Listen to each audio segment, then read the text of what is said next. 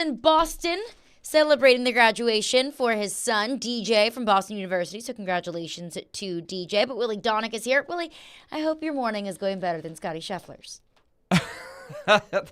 That's not saying much, but it is going okay. And so you did not get arrested this morning for assaulting a police officer. Good. But, I think, I don't know if I would say we've all been in a situation like that, but I can tell you that I have had situations where you're in a hurry. I don't know if he was in a hurry at crack of dawn or whatever, but I've been in a hurry where I have a parking pass and I need to get to the show on time or to get to a broadcast position. And I know I've got the pass. I know I'm supposed to be in there. And for whatever reason, whether it's the police officer or the security person, they're going to stop they don't get it. And they don't know that, and you can't just be, who I am. All you can do is hold up your pass or whatever. Yeah. And you have to try to, and your instinct is just keep going. Just flash the badge or whatever. I don't know what he did, but that's, to me, it's a hilarious, that's the wrong word. It is a life moment, kind of like Seinfeld or Curb Your Enthusiasm, where I think a lot of us have been in that situation. And you're like, what's the right thing to do? Should he have just said, hey, look, I'm Scott Scheffler. Here's my badge. Or, I can show you my ID. I'm playing in the tournament. Right. Can you let me go through here? Because I think he probably just thought they'll figure it out. I'm Scott Scheffler. I'm the number one golfer in the world. They'll know. And look, nobody is excused from the law, no matter how many green jackets you have in Augusta. Did the cops overreact a little bit? I think they probably overreacted a little bit. But you never know when you get that cop that's going to go by the book. That's why I think you got to try to, as much as internally you're enraged going, I got to get in there. I'm playing in the tournament. To them, he might just have been the ordinary guy. Right. And based off of everything that I've heard, everything that I've read, things that I've tried to keep up with throughout the morning, it does sound like it was a big misunderstanding, and there were probably a lot of things that were taken out of context, and probably a big overreaction. But I did see a tweet from Diana Rossini, and she said that the cops had no idea who he was. Right. They had no idea. I think it's pretty obvious that they didn't know who he was. Again, you're not above the law just because you're Scotty Scheffler, but maybe there's a little element of understanding of this guy's this is his Super Bowl. Well, let's at least find out what the situation is before we throw the book at him. Yeah. Right, which is what happened. Yeah. And I've already seen photos of people wearing T-shirts with Scotty Scheffler's mugshot on it already. So people work fast when you've got an opportunity to troll a little bit. So, but I think you can flip the coin and just say, should he have maybe just stopped and rolled his window down and said, hey, just so you know, hey, I am supposed to be in there. I am playing in the – I've done this a lot of times at a lot of different golf clubs where our show has been there. Yeah. I always try to wear a logo of the station just in case they have this, hey, do you have your pass? Well, I'm supposed to get my pass up at the clubhouse. I'm with 102.5 The Game. We have our show there today. Usually, it ends up working out. Right. It may not be as quick as just blowing in there and have, just saying, let's give him the flyby. When I didn't see the replay, but it does sound like he tried to give him a little bit of a flyby. I'll just keep going, and I'm Scotty Scheffler, and nobody will say anything. We should give Scotty Scheffler some pointers on how to be famous. Because obviously we would be able to help him out there. Yeah. Yeah, I think so. So, what a morning. It's just a really interesting story. And thankfully, nobody's hurt. I think about an hour ago? 9:08 was his official tee-off time. Okay, so 2 hours. So, yeah, he's 1 under through, I think, 5 under total, 1 under for today. When I first flu game. Yeah, it could be. So to speak. When I first read the story, there was speculation he could get disqualified, right? Because he was going to be in jail or something. He couldn't show up at his tee time, and therefore he's out. Right. That would have been sad. Now I think it's kind of a... It would have been terrible for golf, though. It's a good lesson in life of etiquette, don't you know who I am kind of thing. Yeah. And cops overreacting when, chill out a little bit, guys. Let's not throw the book at somebody. Let's find out what the situation is before you throw them up against the car and drag them off in handcuffs. Let's meet in the middle somewhere. Yeah. Can we not meet in the middle a little bit? Apparently, I was watching Get Up this morning. They were talking about it, and I guess the protocol was if you go past security, I guess he misunderstood the police from the security. Right. And he flashed his badge, and then that's when he kept driving by, and they told him to stop, and he didn't. And so it says in the report that the officer attached to Scotty's car. I don't know yeah, how that's. Yeah, I don't know how that works. I'm like, is he wearing rollerblades and he's just grabbing onto the side of it and he's dragging him with him? They have like a Batman clip. I was thinking Batmobile bumper. kind of thing. Yeah. You have something like the Batmobile probably has an attachment auxiliary button that you hit. Yeah, the red button in the middle of the dash. But I saw the initial tweet from Jeff Darlington. I like double and triple checked like it wasn't like Jeff Dorlington or like some sort of parody account of somebody trying to troll everybody. I thought, wow. Scotty Scheffler really did just get arrested. What a crazy morning. But of course, all of those events were preceded by a fatal accident. So our thoughts and prayers to the loved ones, the family members of those that lost their life. But wild morning in Valhalla. If you're not even a golf fan, still wild, crazy story. All right, Adam Vingan will join us in 1 hour in studio, and we will have him for the entirety of the noon hour. Boy, Adam and I have been texting this morning of some topics. Oops. It has been fun. We've got some Getting warmed up. some think tanks going. We have some good think tanks. I love it. And he and I see eye to eye on some things, not on other things. So it's going to be a really good hour, I think. It's going to be a lot of fun. I'm intrigued to get kind of Adam's perspective. Of course, we know Adam is very much so an analytics, numbers, stats, a lot of the layers of beyond just goals, assists, goals against, things that we might see on a typical box score. So interested to get Adam Vingan's perspective on that. He will join us in 1 hour, and he will be here for the entirety of the hour. But first, I want to start on some football. I was listening to the Athletic Football Show this morning. Brian Callahan was on with the host of the Athletic Football Show. And of course, when we go into this season, it's what I've called the season of do whatever you can to help Will Levis. Protect Will Levis. Give Will Levis some weapons to throw to. Build up a quality defense so Will Levis doesn't have to score 45 points a game just in order for you to be competitive in games. Essentially, build the team around Will Levis and allow Will Levis an environment where we can really see what he's got. Because we don't know. At least I don't know if he is a franchise quarterback. Frankly, I don't know if anybody can really know or say definitively that he is or he is not. We've seen him do some really impressive and some really great things. We've also seen him do some not very smart things. So this offseason has been protect Will Levis, give Will Levis playmakers, essentially create an environment where you can best figure out if Will Levis is your guy. So when Brian Callahan was on with the Athletic Football Show, he was asked, hey, a lot of people have been talking about the additions that you've made in the offseason, bringing in Calvin Ridley, trading for L'Jarius Sneed, signing Lloyd Cushenberry in the offseason, obviously bringing in Bill Callahan to coach up the offseason. So what does that mean for Brian Callahan's evaluation of Will Levis? This was Brian Callahan. All of that is true. I mean, we feel like we have added really high-end pieces at positions that we needed it.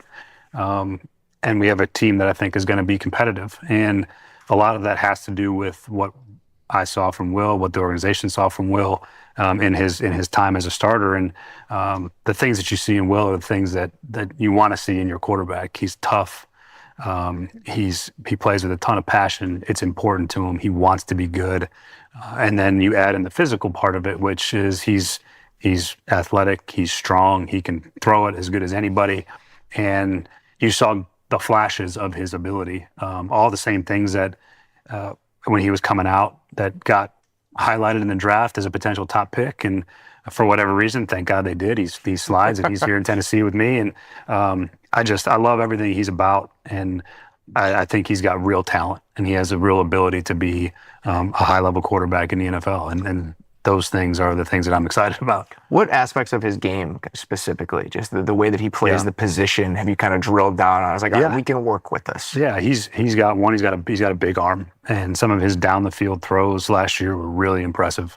He can make every throw you want him to make. What you saw, I think that was encouraging, because I think all quarterbacks go through a period of time where they have to earn their teammates' respect. Like, hey, I can do this. I'm tough enough. I can play the position the way it needs to be played. And he did some kind of wild horse rider stuff out there a little bit. Took a couple big shots, but ultimately I think that's what endeared him to his teammates and what rallied the team around him. And that comeback game against Miami, the grittiness that he played against Pittsburgh. Again, that was Brian Callahan on the Athletic Football Show. And look, I don't think that any coach in the league or any coach in any sport is going to get up on a public forum and say anything but positive things about any of their players, specifically their young quarterback. I don't know about you, Willie, but I don't think that's just hyping up Will Levis. That didn't sound to me that Brian Callahan was just kind of going through the motions, just saying things to sound good. Those sound to me like those are things that Brian Callahan genuinely believes.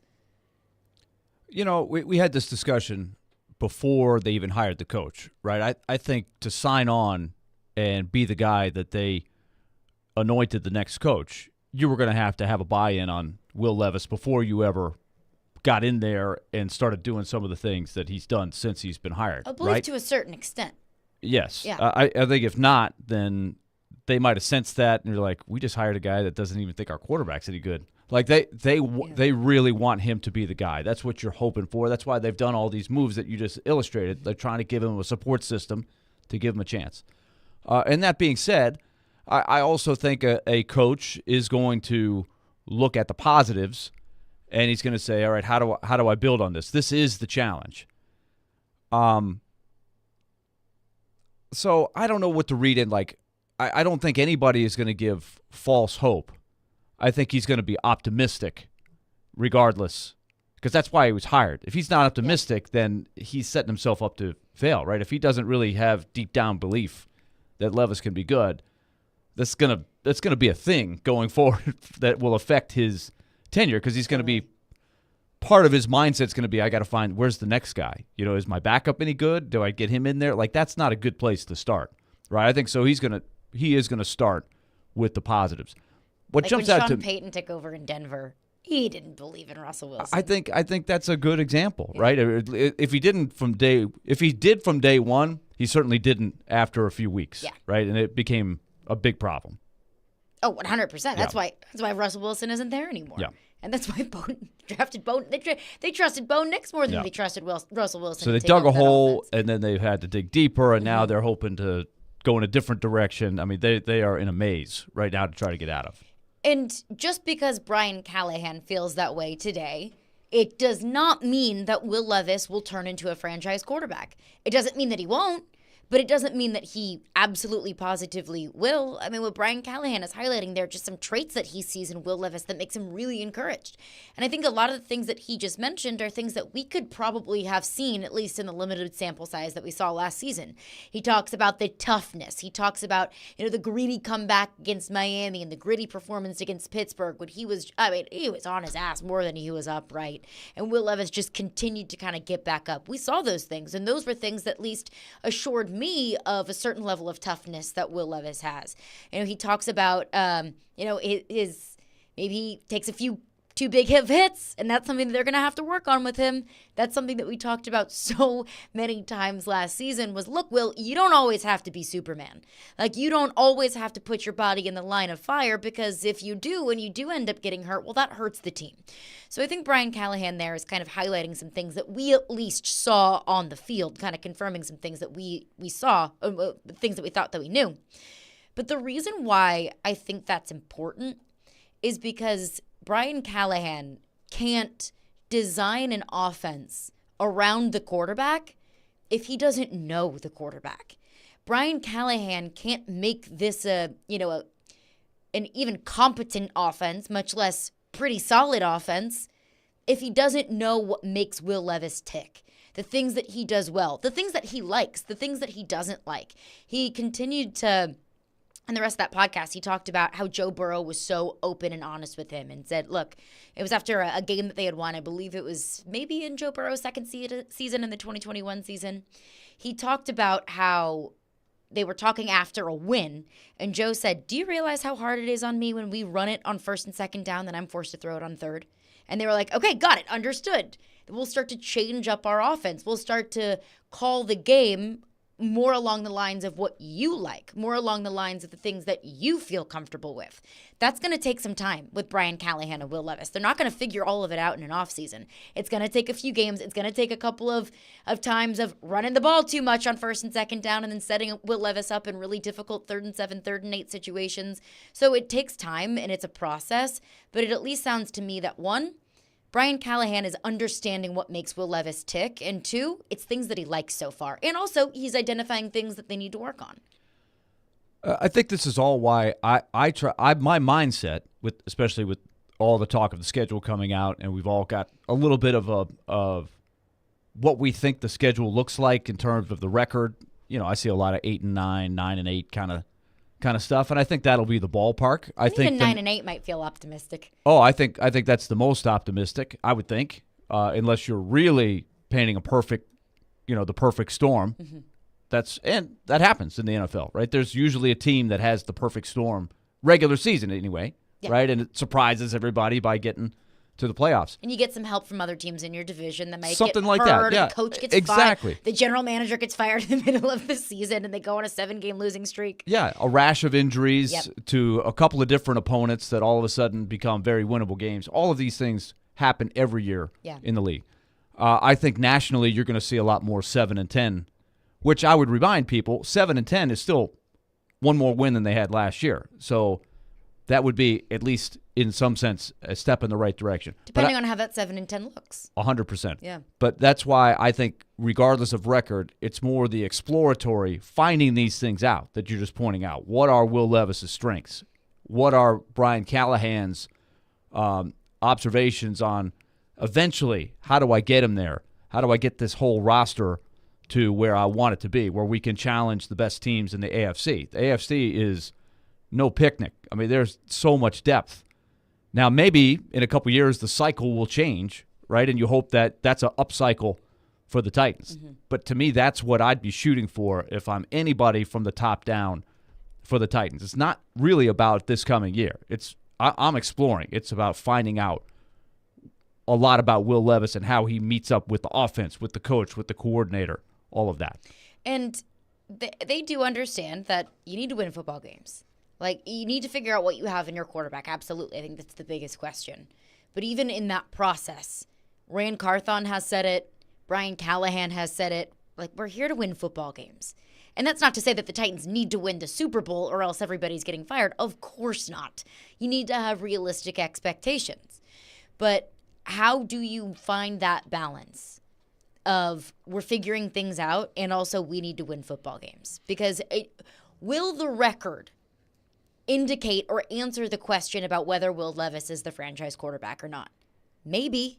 If it's so horrible one way, like if you're 4-13, well, you're probably not getting very good quarterback play if you're that bad.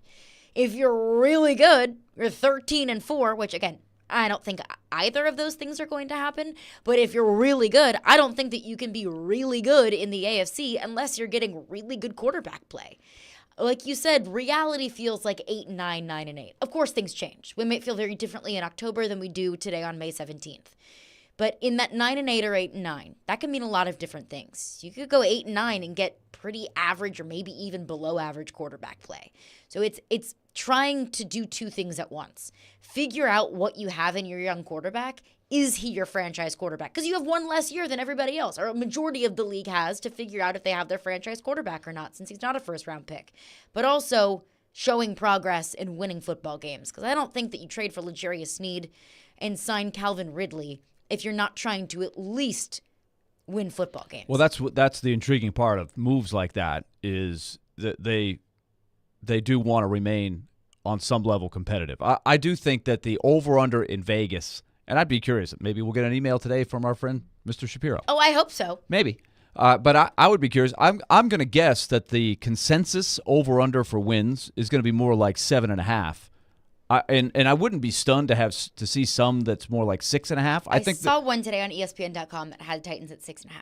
And that doesn't stun me, right? It's just that they're going to be in the bottom 10 of the projections. And that doesn't mean that's where they have to finish, but I do think it's important to understand what the perception of your roster is by people that know something about it, right? At least from afar. They're objective. They're not looking as closely as we are. It's a different viewpoint. But I mentioned this last year. There was not a lot of optimism for last year's Titans team, even though all of us here thought that there was a pathway to win that division, right? All of us thought that there was a good chance that if things went right, they could win the division, and that didn't come close to happening. So all that to say, the thing that jumped out at me in that clip from Callahan was that he saw what I think we do know about Will Levis right now, and that is his arm strength is dynamic. He forces you to defend the whole field. If you give him half a chance with protection, the defense has to cover the entire width of the field and length of the field. He can beat you deep. He can make tough throws with a lot of velocity outside the hash marks. Yeah. He can throw from the near hash to the far sideline and get it there with zip on it. That's an advantage that not every quarterback has. Now, there's plenty of quarterbacks like Drew Brees, maybe even Tom Brady in his later years. They didn't have to make all those throws to still beat you. They were still good in other ways. Peyton Manning, for sure, in the latter third of his career, couldn't make those throws, but he still found ways to carve you up, right? But I do think that's something that is an advantage. I look at Levis as like a guy that's got a real high fastball, right? When you've got that, you go in with an advantage that some quarterbacks don't have. And he's got to refine that skill. And that's something that Brian Callahan has talked about a lot, is I have to tailor my team and my offense toward what you do best, toward what your greatest strength is. I can't come in here and try to fit a square peg in a round hole just because this is what my vision for the offense is, even if your strengths don't fit that. And that's good coaching. Bad coaches try to just, fit a roster into a system, even if it doesn't really make any sense. That's not very conducive for playing good football. But it was a really, really insightful conversation, Brian Callahan, on the Athletic Football Show. Highly recommend you give it a listen. Every time I listen to Brian Callahan, I feel like I'm sucked in. He's such an interesting person, a very smart football mind to hear talk. But there is one thing that I've taken away from that conversation, from things I've heard Will Levis say, things I've heard Brian Callahan say at the podium, that is imminently clear to me. And I love it. And we'll get into that coming up next. We'll get into your thoughts as well. 615-737-1025 is our phone number. Caroline, Willy, D-Mase. We are brought to you by Zen Sports. Start earning cash rewards on your bets today. Gambling problem? Call 1-800-889-9789. Terms and conditions apply. Must be 21 or older and in Tennessee to bet.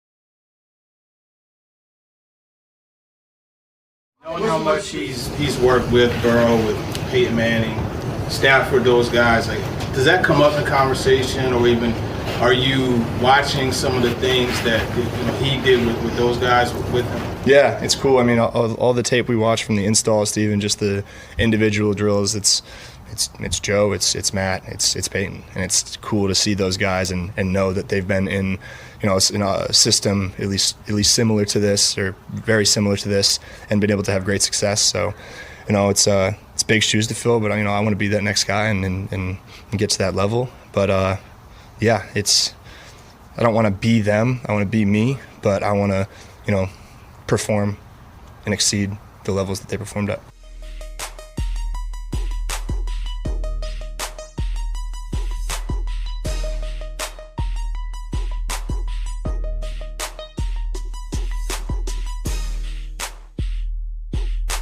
Caroline, Willy, D-Mase. Oh man, if we set the table, Nick, we are already setting the table for future. You're going to want to hear this. We've had some great debates this week. This should be called Debate Week. It has been a good debate week. Yeah.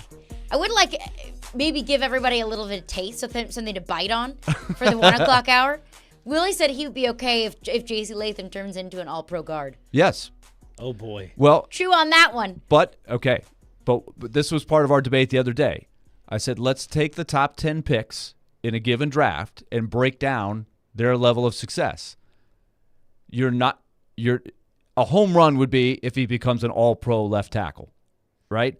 I'm looking at different levels of success. What if he became a really good player that you get a second contract with, but it's at right tackle or guard? I say that's still that's a success. It's not a home run.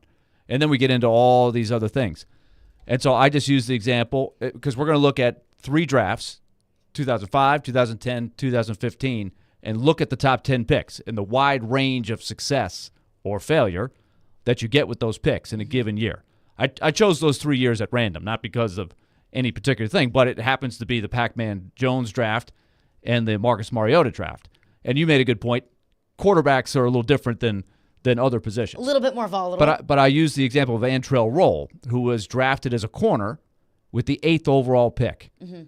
Had a good, long career in the league. Healthy. Played on winning teams. Ended up with the Giants for some really good teams. 3-time Pro Bowler.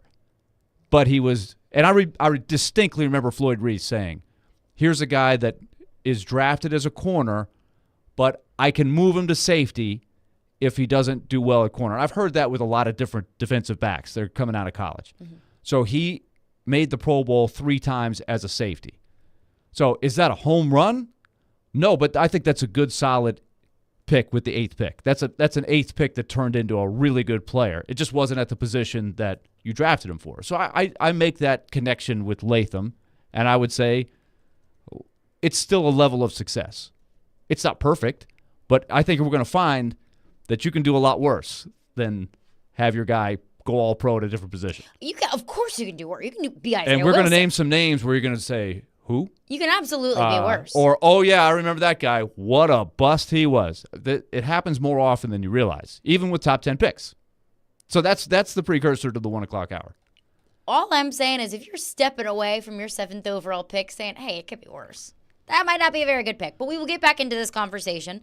We'll get into the conversation of analyzing kind of some top 10 picks. What are fair expectations and what would be considered a success, a resounding success, a disappointment for J.C. Latham. We'll get back into that conversation after Adam Vingan joins us in studio at noon. He'll join us for the entire noon hour. But we just heard from, that was Will Levis. And he said that it was, look, he being Brian Callahan, has worked with Peyton Manning. He's worked with Matthew Stafford. He's worked with Joe Burrow. And look, those are all amazing quarterbacks. And absolutely, that makes Brian Callahan's resume look awfully impressive. But what Levis said there was, I don't want to be those guys. I want to be the next one, but I don't want to be those guys. I want to be me. I want to be my own version of a quarterback. And we were talking about that with TD on Monday. I said, I think that's probably coming from Brian Callahan, that he probably sat Will Levis down and said, look, this is my history, but I want you to be you. And if that did, in fact, come from Brian Callahan, I like that sentiment. And if there's one thing that has been really clear to me from what we heard from Brian Callahan at the podium, he understands that this is not Cincinnati. He understands that you don't have a Jamar Chase on this team. He understands that Will Levis is not Joe Burrow. And that's not a bad thing.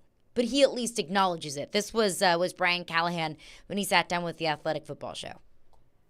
What we did in Cincinnati, we had elite players on the perimeter, elite, between T and Jamar and Tyler. And then you have a quarterback in Joe that was a fantastic processor, maybe the most accurate quarterback in football, and the ability to play incredibly quick. And so we built a lot of the things that we did around that.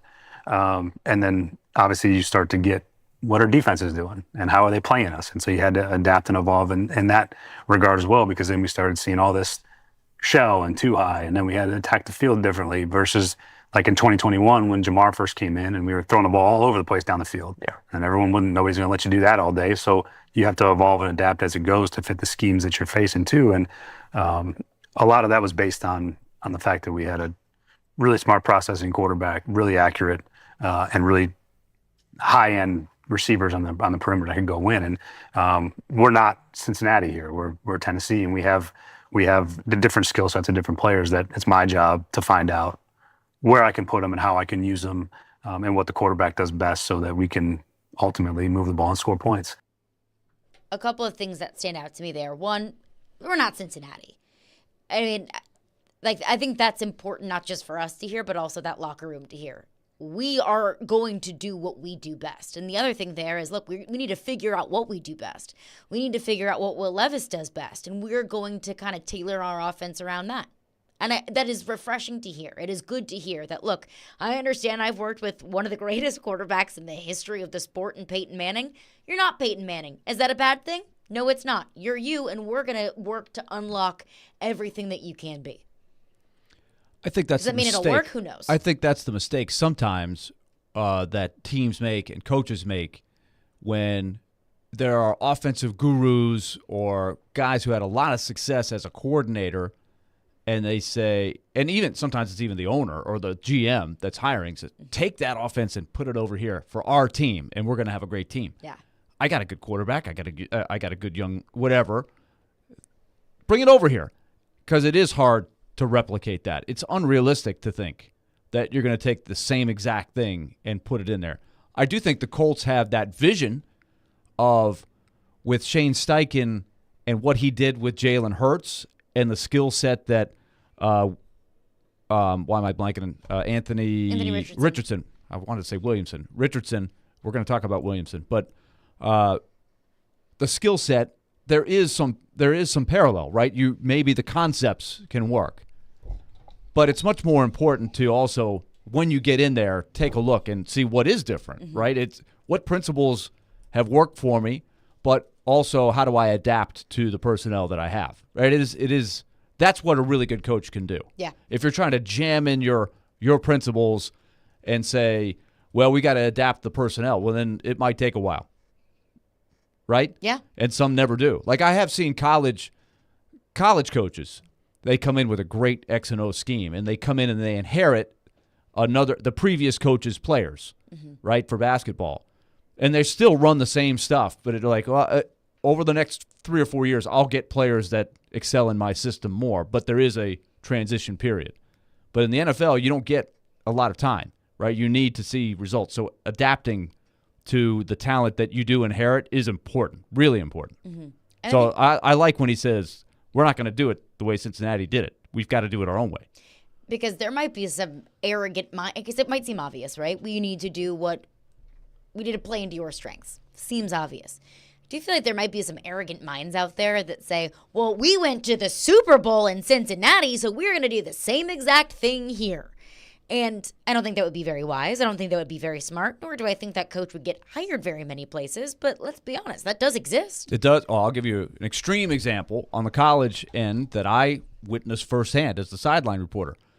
Jared DiNardo was, relative to a lot of Vanderbilt coaches, successful enough to get the LSU job because he took Vanderbilt from a very low level and immediately made them scrappy, competitive.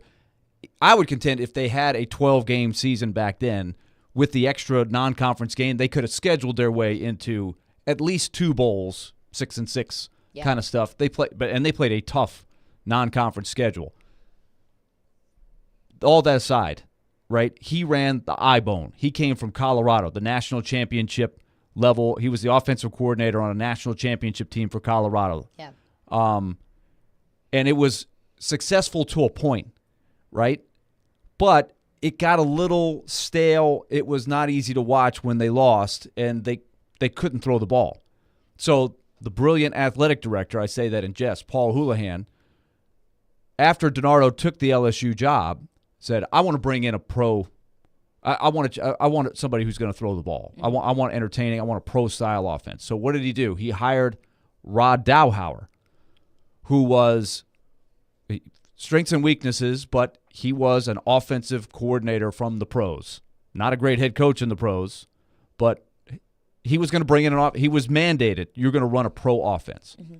Well, he had nothing but option players, especially at quarterback, but running backs, offensive linemen, they were all trained and recruited to be option players, wishbone, eyebone, that kind of stuff.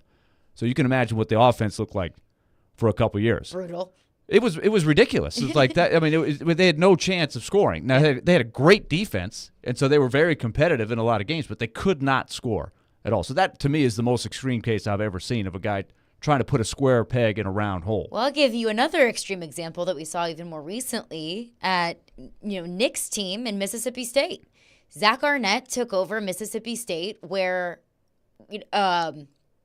Mike Leach, may he rest in peace, he ran the air raid. Right. He had Will Howard, a quarterback that ran the air raid. He had an entire offense and he had an entire roster, offensive roster at least, that was designed to run the air raid. Zach Arnett takes over, more of a defensive-minded head coach. He wanted to run a little bit more of a pro-style offense, a little bit more run-heavy. It was horrible. And he got fired midway through the season, in his first season, because they couldn't score points, because they were sticking a square peg in a round hole. So as obvious as it might seem to us of, oh, you have a roster and you're going to play into their strengths, like that's your job as a coach, that is your job as a coach. But there's a lot of coaches that don't get to keep their jobs because they don't adopt that kind of philosophy.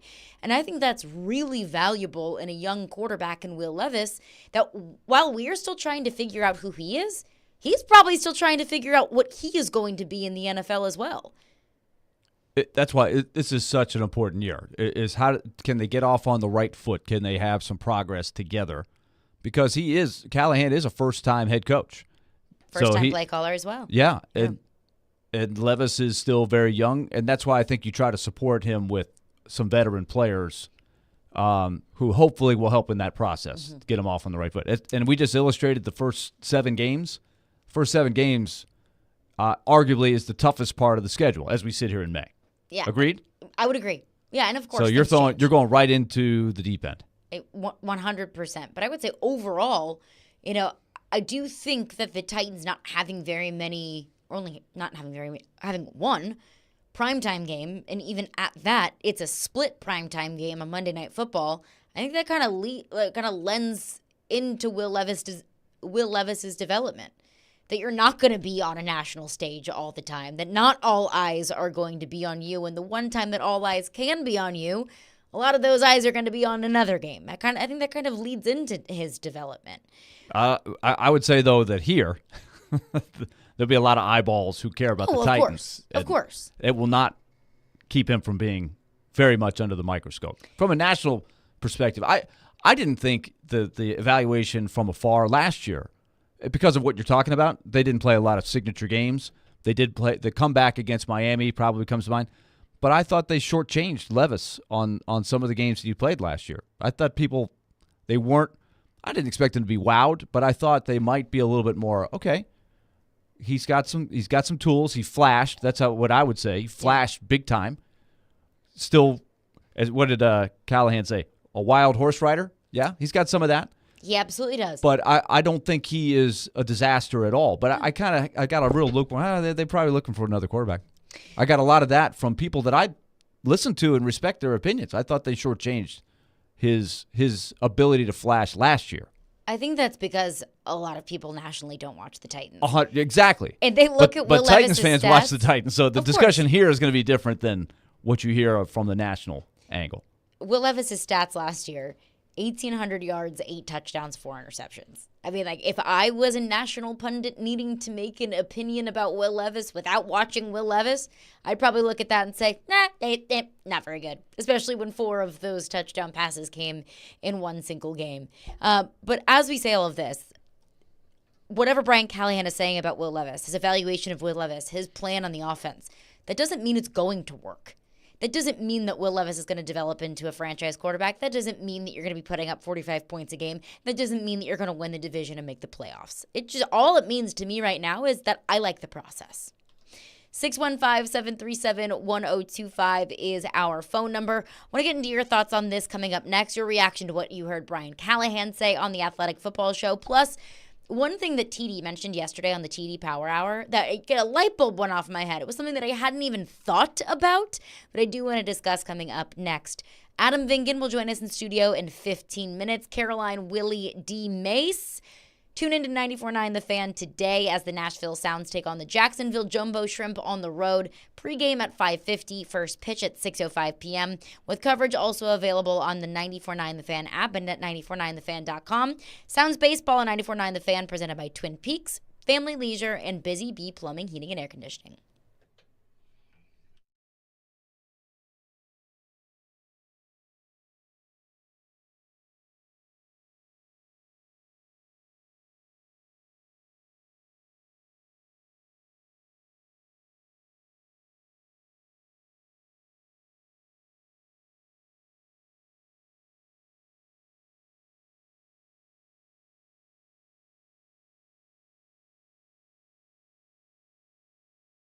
Let's talk about Zen Sports, the new sports book in Tennessee that brings sports betting to a whole new level. And I mean that literally, people. When you sign up for Zen Sports, you'll automatically earn up to $1,000, no danger first wager.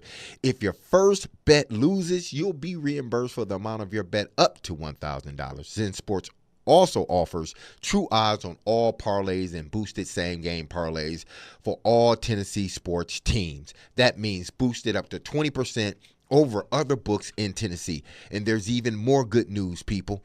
Zen Sports offer a one-of-a-kind VIP reward program. If you qualify, you'll earn monthly comps at sporting events, concerts. We have a bunch of those things. People, you name it, even sport book bonuses. The VIP program is by invite only, so if you feel that your Zen Sports play qualifies for the VIP consideration, check out the program details and apply at zensports.com/VIP. So what are you waiting for, people? The daily same game parlay boost go quickly. So get going and download their app at zensports.com today. That's Zen Sports, where betting just got better. And remember, gambling problems, call 1-800-889-9789. Terms and conditions apply. You must be 21 years or older to play here or bet here in Tennessee.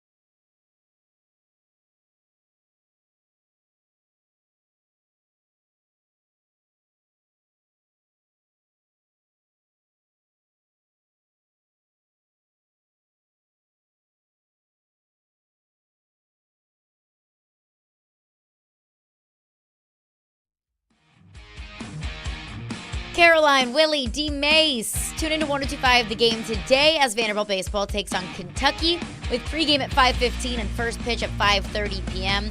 Vanderbilt baseball brought to you by Smoky Mountain Tops, your countertop experts. Visit SmokyMountainTops.com. Adam Vingan will join us in studio at the top of the hour before we get to some hockey talk, some goalie talk, because we have not been doing nearly enough of that over the past couple of weeks. I did want to touch on a point that TD made on the TD Power Hour yesterday. When I looked at the Titans' schedule, I looked at it through the lens of who you playing, who's coaching them, where and when is it, and who's the quarterback. Because that's just what I'll think of. Is, okay, what quarterback are you getting this week? Oh, you got Aaron Rodgers week 2. That's a pretty big undertaking. You got, this guy. You got this guy. Okay, well, at least you get a rookie quarterback in Caleb Williams week 1. TD made the point yesterday, not just of the quarterbacks that the Titans are playing, but the receivers. That in the first 4 weeks of the season, you're going to see DJ Moore, Rome Odunze, assuming Rome Odunze develops into a solid NFL player, Garrett Wilson, Christian Watson, Tyreek Hill, Jalen Waddle, and that's just in the first 4 weeks. And also, let's not forget, Stephon Diggs is now in the division. You got Jamar Chase on the schedule. You got Justin Jefferson on the schedule. You got Terry McLaurin on the schedule. Like, you're going to be seeing some of the top receivers in the National Football League throughout this schedule. This is where L'Jarius Sneed makes his money. It will be a topic. That sounds like it will be a topic. It is interesting. We talk so much about Levis and the offense and getting Levis. We hardly ever talk about the defense, but that is going to be an important cog. That is one way you support your quarterback is to have a good defense. 100%. So what is the defense? I don't know. They've invested. They use the second pick. Let's see T. Sweat. Can he help out? The corners look on paper like they should be a lot better, but can they mesh? Can the new coordinator mesh at all? There's a lot of question marks, but you can see avenues to where it could be better than last year. You at least hope. Yeah. Can they rush the passer? I have a lot of questions about the defense. Yeah. How are you replacing Danico Autry's double-digit sacks?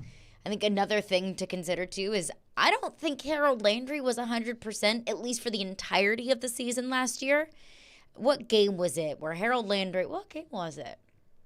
Well, we had our question before the season was what was reasonable, right? And for the first half, as far as sacks, right, he ended up hitting the over. I think we had the over at 8.5 because we were trying to give him some leeway. But the over hit in the latter half of the season. No doubt. About halfway through the season, we're thinking there's no way he's getting to 8.5. But he did seem to have the light go on. So can he continue along that plane for next year? That's going to be a really important question. I would have to predict it in the scrolls.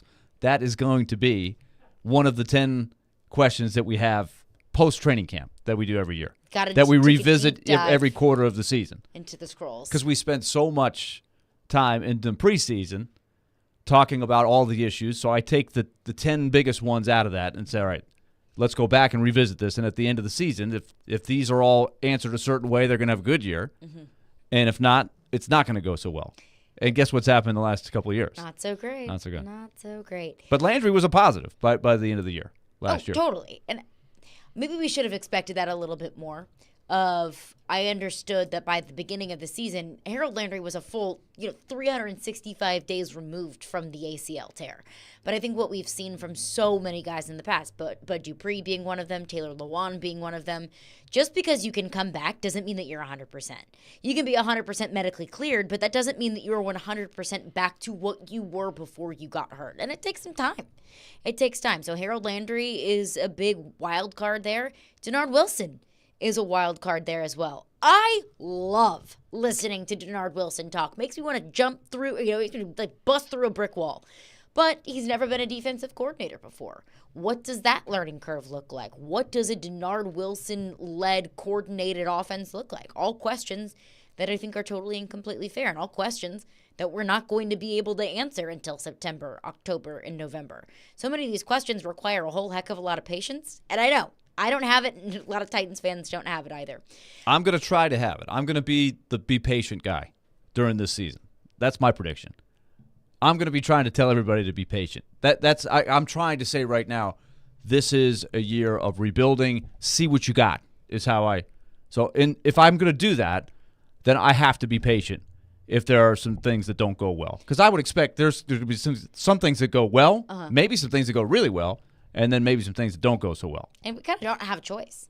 And I asked Tim Hasselbeck that question earlier this week. I said, maybe what are some things that we can pick up on from Will Levis throughout the offseason that could give us some encouragement that he's taking the right steps forward? And Tim said, you're not going to know until you play games. So a certain level of patience required there as well. All right, Adam Vingan will join us in studio coming up next, and we will have him for the entire noon hour. We'll touch on the goaltending position. We'll touch on the number one question that we've been asking ourselves. How do the Nashville Predators become Stanley Cup contenders? How do you build either a more solid top nine? What's the path to finding that elite forward? Is there a clear path to finding that premier elite big boy forward? We'll get into that with Adam Vingan coming up next. Caroline, Willy, D-Mase, 102.5, 106.3, The Game.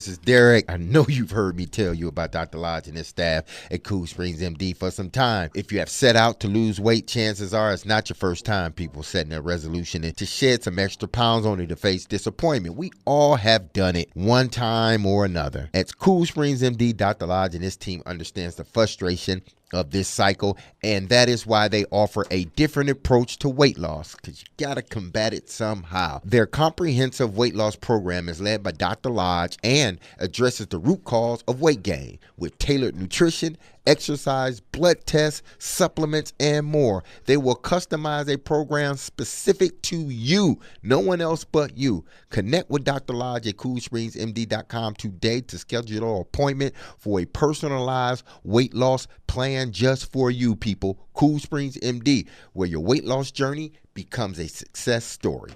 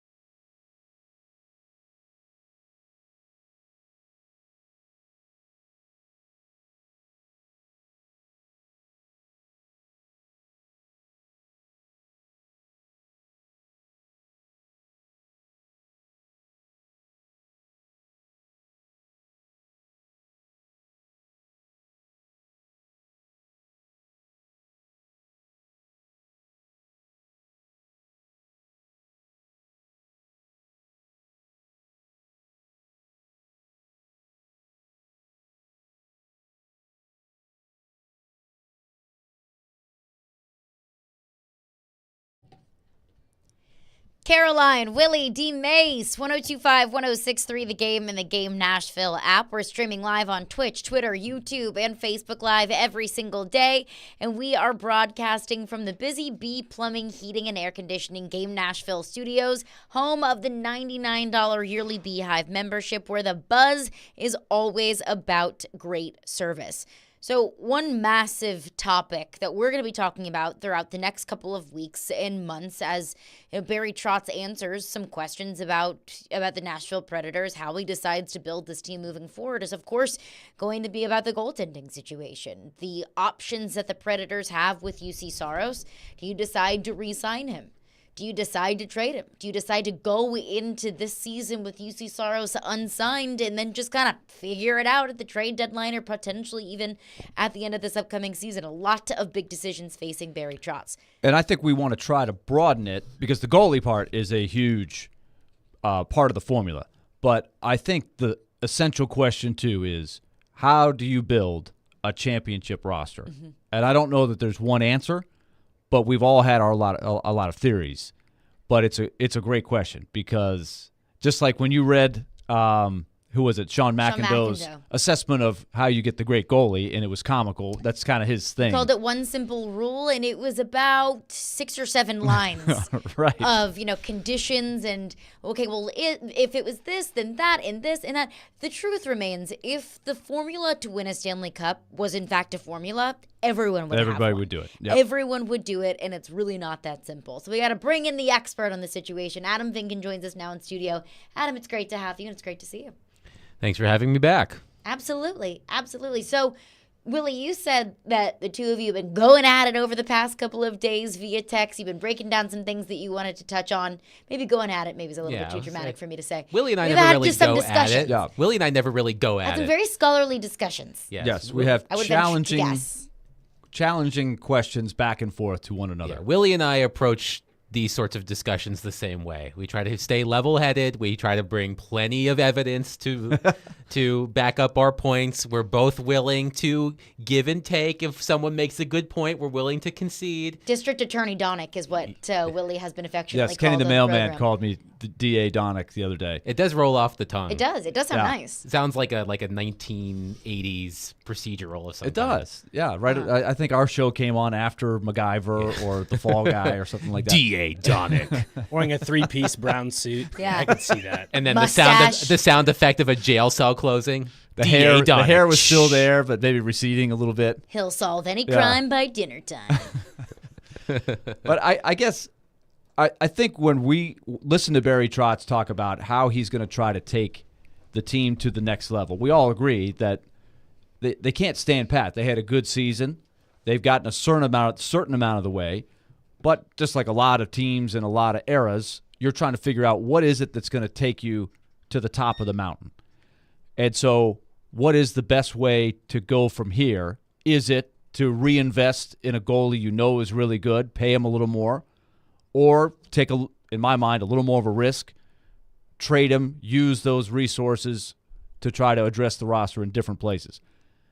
We've looked at, and this is what Adam and I debate on a lot, we've looked at a lot of different examples of teams and how they've tried to do it, and it's mixed results. A lot of people do center in on the fact that Colorado and Vegas have won recent Stanley Cups without a bell cow number one goalie that they paid a lot of money. Tampa did pay a superstar goalie superstar money and won. Still had enough resources with the rest of their roster to win. So there's no one answer. What's the best way? That is where we're spending a lot of time debating. So let me start it with this, Adam.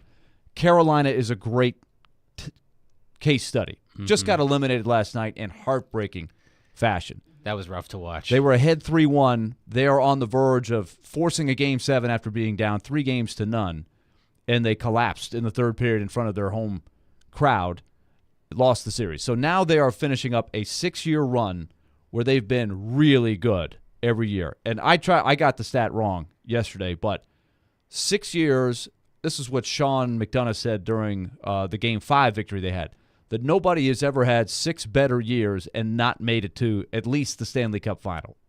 I said conference final. You corrected me on that. But that is going to be the question that everybody wonders because now it looks like they're going to have to break up their team. They got a lot of huge. They won't be the same next year. So this window is probably done. They've won a lot of rounds of playoffs, but they've never got to the top. And I point out to Adam that they've never had the great goalie that they have invested in. They've tried a number. We just listed them all. How many different guys have started playoff games during the 6 years? 7. 7 different guys. It's an interesting list, and I have it in front of me. This is not, and I think I listed it in order of how many starts. So from most starts to fewest. Antti Ranta, Freddie Anderson, Peter Mrazek, Alex Nedeljkovic, who started for the Hurricanes in the series against the Predators a few years ago, Curtis McElhinney, James Reimer, and is it how do you pronounce Pyotr Kochetkov. Who's a young I knew it was that Kochetkov. I think hope becomes something good. Yes, so they've gone through 7 goalies, and to be fair to you about the conference final, Stanley Cup final, the 2 times that the Hurricanes have made it to the conference final under Rod Brind'Amour, they've been swept both times. They were swept by the Bruins in 2019 and swept by the Panthers last year. So although they made it to the conference final, they haven't won any conference final games.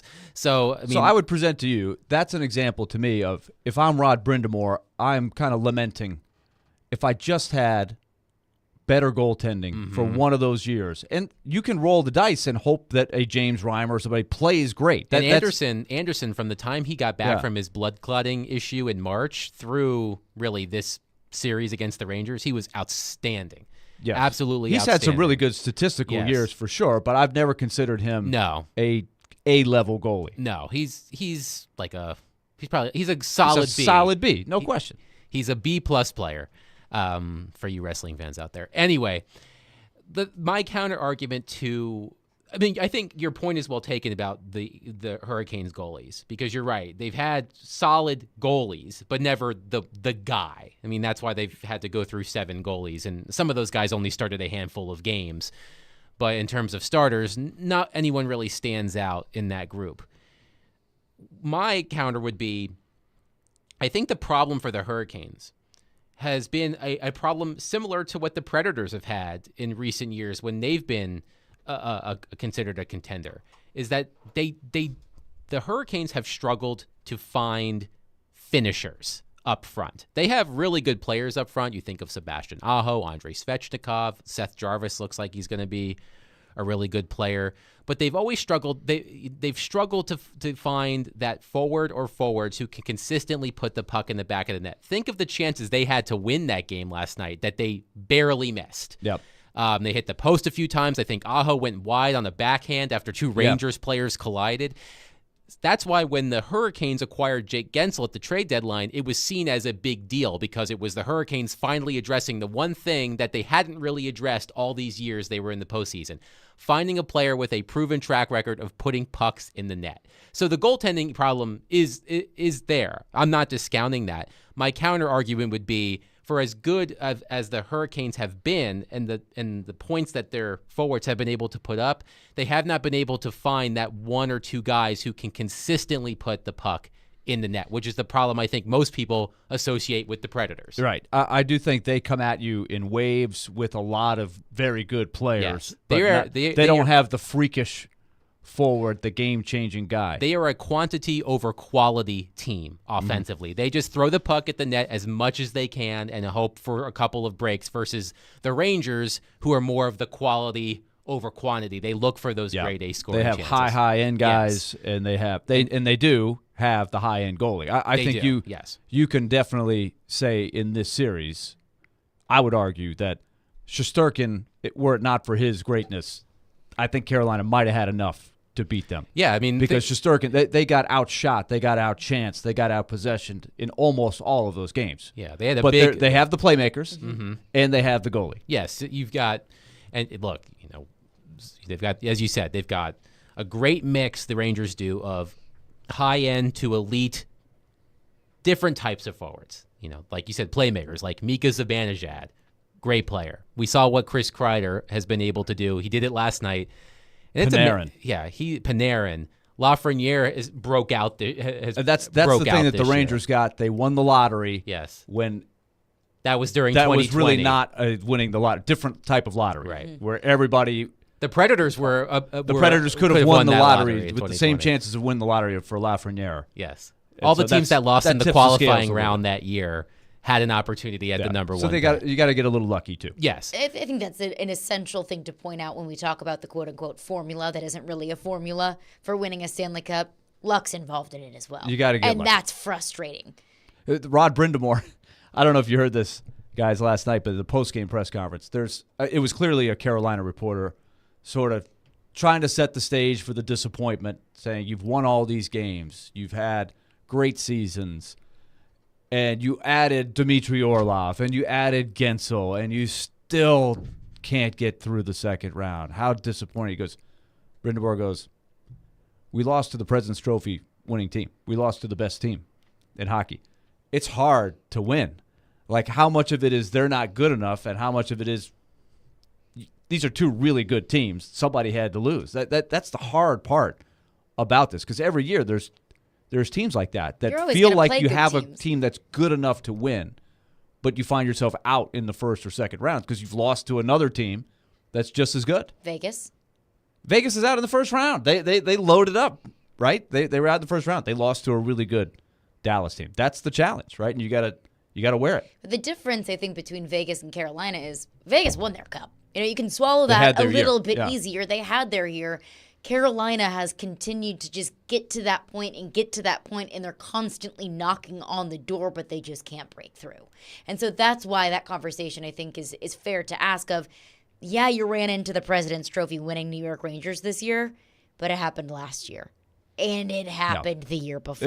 It's a little Toronto-ish, but even though they have won way more rounds than Toronto, they've won at least one round, Adam, in all but one of those years, right? They have. They have consistently won winning the first round and then falling short in the second or the third round. Yes. They've won Toronto would probably love to have that kind of success, but they have at the same won the playoff time, round every they haven't year won. Brindamore. Yeah. So like they have that like they can say, we've made it to the postseason 6 years in a row. We've won at least a round every year. We've won multiple rounds twice. So, yeah, like a lot of teams would sign up for that. Yeah. In fact, Toronto will maybe go to great lengths to try to get Rod Brindamore, whose contract is up. Yeah. Right? So it is a really interesting conversation.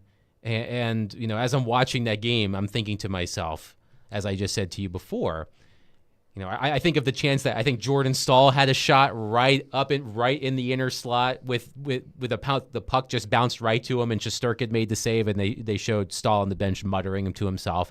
They had so many opportunities in that game last night. If they just were able to put the puck 1 inch the other way, it could have been a whole different story. But that's really been the story of the Carolina Hurricanes, in my opinion, is for as good as they are as a team, up and down, great depth, they just never have had that one or two guys like your McKinnons or I'm using extreme examples here, but your McKinnons and your McDavids and Dreisaitl's and Eichels and those guys that are consistently putting pucks in the net. And that's something that they're going to have to really think about. As you said, so much turnover for the Hurricanes. But I think that problem for the Hurricanes is similar to the problem that the Predators have had in recent years. So when we talk about this, more specifically to the Predators, because Willy brought up the Shane McIndoe article in The Athletic, and it was looking at every playoff team's goaltender situation. Every single one of them is different. It's the veteran or the young, in Shilov's example, it's the third string guy that just so happens to be getting the job done. It's a UC Saros that has been playing really well, but they just came up against a good Vancouver Canucks team and the team around him wasn't good enough. Like all of these different rules, stipulations, things that we've learned about the goaltending position that doesn't even get you anywhere close to a conclusion of how you find a Stanley Cup winning goaltender and how you win a Stanley Cup around the goaltender as well. We do know that one seemingly proven path to a Stanley Cup is having that elite goal scorer, having that elite forward. Now, it's not perfect. Austin Matthews has not won a cup in Toronto. Connor McDavid has not won a cup, at least yet, in Edmonton. So it's not he's proven. He's in trouble now. Yeah, he is in trouble now. So when it comes to the Predators, and we're addressing that question that is going to be hovering around this team over the next few years, is how do you build a Stanley Cup contending roster? Yeah. And ideally, you have both, right? as Robbie Stanley and you pointed out when I was bringing up Vasilevsky's caller said, when's the last time a team had a great goalie that won the cup? And I said, immediately, Vasilevsky. And you guys pointed out, well, they also had Kucherov and Stamkos and Hedman. Yeah. So they had both. Mm-hmm. But they've been paying Vasilevsky $9.5 million for a while, and they've won at a big level with the goalie making a lot of money. And so that's what a lot of people. Where do you find the Kucherovs and the Stamkoses and and they had to be really bad to pick high enough to get Stamkos and Hedman. So it's an interesting mix of how they did it. But I'll throw it to you, Adam, on, obviously you want both, but let's look at the Final Four this year. You're going to have the Rangers and the Panthers. Both have pretty substantial investment in the goalies right now. And the Rangers, I would imagine, are not going to talk about trading Shesterkin anytime soon. They're probably going to re-up him without even batting an eye and pay him, I don't know what you think he's going to get, Adam, but I think he'd probably get north of 8. If down the street Sorokin gets 8.25, Countryman, I think Shesterkin is probably going to get higher than that. And deservedly so, especially if he's gotten him this far, because that's what he's got in his back pocket. He's saying, I've taken you deep in the playoffs. He's going to, without a doubt, set the bar, I think. And you've got Bobrovsky for the Panthers, who makes $10 million a year, and they still have enough to put a really good roster in front of him. Then you have either Dallas or the Avs. The Avs are a team that we have circled as they've tried to go cheap on the goalie to a degree. They've had musical chairs there because they have the super freaks at the top of their lineup. And then you have Dallas, who is Ottinger. First-round pick, who I think they're going to probably re-up this summer, too, for a big raise. Mm-hmm. What does he make, 4 right now? I don't know off the top of my head. I think he makes 4. Between Ottinger and Shesterkin, and is Swayman due a contract too? He's a restricted free agent. Okay. Yes. And Omark, the other guy they have, has got 1 year left, and there's a lot of speculation they will trade him. I feel like the goalie market's going to be reset quite a bit this summer. And that's something we haven't talked about much, but that will affect the Saros talks. Yeah, as well. We've talked about Hellebuck as a contract comparison for Saros. We've also used Sorokin, but you're gonna probably have to use Shesterkin too, and you might have to use Ottinger. I mean, depending on when everybody signs. If UC Saros signs after those two, especially with Shesterkin being almost the same age as Saros, so you might have to add at least 2 more contracts to that list. So that you might have Sorokin, Hellebuck, Ottinger, and Shesterkin as the contract comparables for Saros, and I mean that's gonna push Saros's value up for sure. We will continue this conversation coming up next, and Adam will stick around with us as well. Do want to address a couple of questions that Willy has asked us fairly. Look, if it's not Saros, if you're going to trade Saros, then who's it going to be? And if you're going to trade Saros, what do you get in return? And that's not an easy question to answer because trades of this caliber just don't happen very frequently in the NHL. So we'll get into that coming up next, the Saros trade dilemma. Caroline, Willy, D-Mase, we are brought to you by Zen Sports. Start earning cash rewards on your bets today. Gambling problem? Call 1-800-889-9789. Terms and conditions apply. Must be 21 or older and in Tennessee to bet.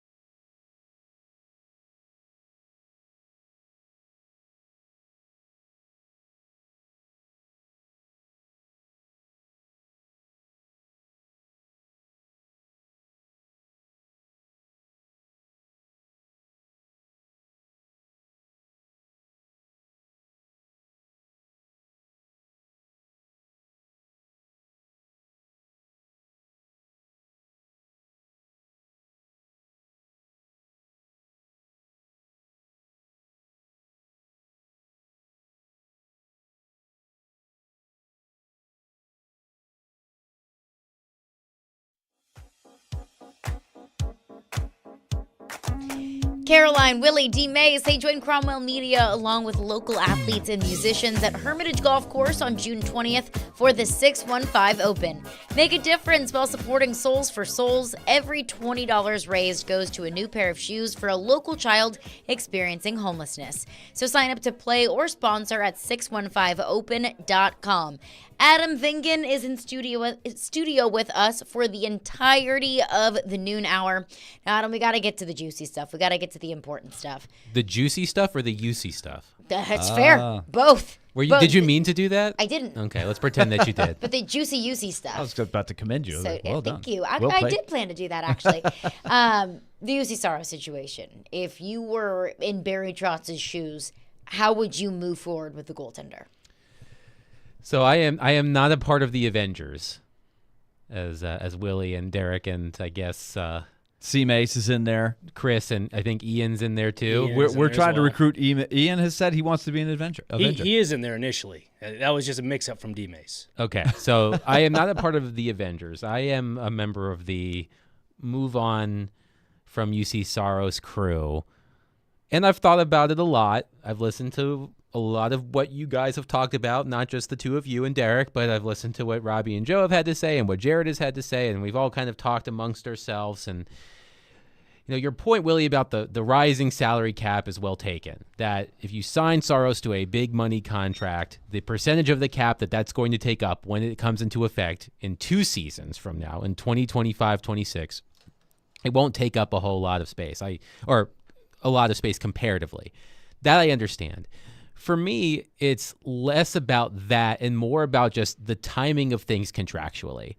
I think that when UC Saros arrived in the NHL as a full-time player in 2016-17, Pekka Rinne was about to be 34 years old. He was still playing at a high level, but he was about to be 34 years old. He was in the 5th year of that 7-year contract. So he was, as I've said to you before, he was closer to the end of his career than the beginning. Still a good player, but closer to the end of his career. The timing just worked out because you had those 3 years left on Rinne's long-term deal. He did sign another short-term deal after that. But the timing was right so that they could take their time with Saros and develop him, and he could, sit under the learning tree of Pekka Rinne for several years. It just worked out well that way. This situation does not work out as well because let's say Yaroslav Askarov needs one more season in the American League before he's a full-time NHL player. So let's say next season, he's in the American League most of the time, and he becomes a full-time NHL player in 2025-26. Right, which in theory would be the first year of a new Saros contract. Correct. And let's assume, again, we're doing a lot of assuming and Saros would be age 30. He would be just 30. Like Pekka Rinne was age 30 when he started the long-term contract, the 7x7. Yes. So Saros would be 30 at the start of that season, the season of the first year of his contract. And again, we're doing a lot of assuming here. But let's assume, again, that Saros remains as high quality of a goaltender as Pekka Rinne did. So let's say he's still a starting caliber goalie until he's 35 years old, at least. That way you're through most of the contract, and Askarov is still there, presumably, as a backup. I just don't think it's the right method for using that potential asset. As I said to Caroline when we filled in for Jared recently, the town isn't big enough for both of them. I think you have to commit to one and then move away from the other. So if you re-sign Saros to a long-term contract, I think you have to move Askarov. If you decide that the Askarov is going to be your starter down the road, you have to move on from Saros. That means you'll have to sign a bridge starter for 1 or 2 years probably. But the timing of the contracts do not make as much sense to me as they did for Rinne and Saros, which was really a perfect situation from a contractual situation. This is not that. And I was thinking about this the other day. We talked about this too. The idea of the mystery box, so to speak. Mm-hmm. I remember somewhat. I believe what season did Ellie Tolvanen come over at the end? Which season was that? Ellie Tolvanen came over during the 2017-18 season. Okay. When he played in the Winter Olympics, he tore up the KHL. Right. He made his debut late in that season, correct? I believe so, 2018. Yeah. Okay, so and he only played like 3 games. It was a lot of hype for really nothing. He wasn't ready. But therein lies the point.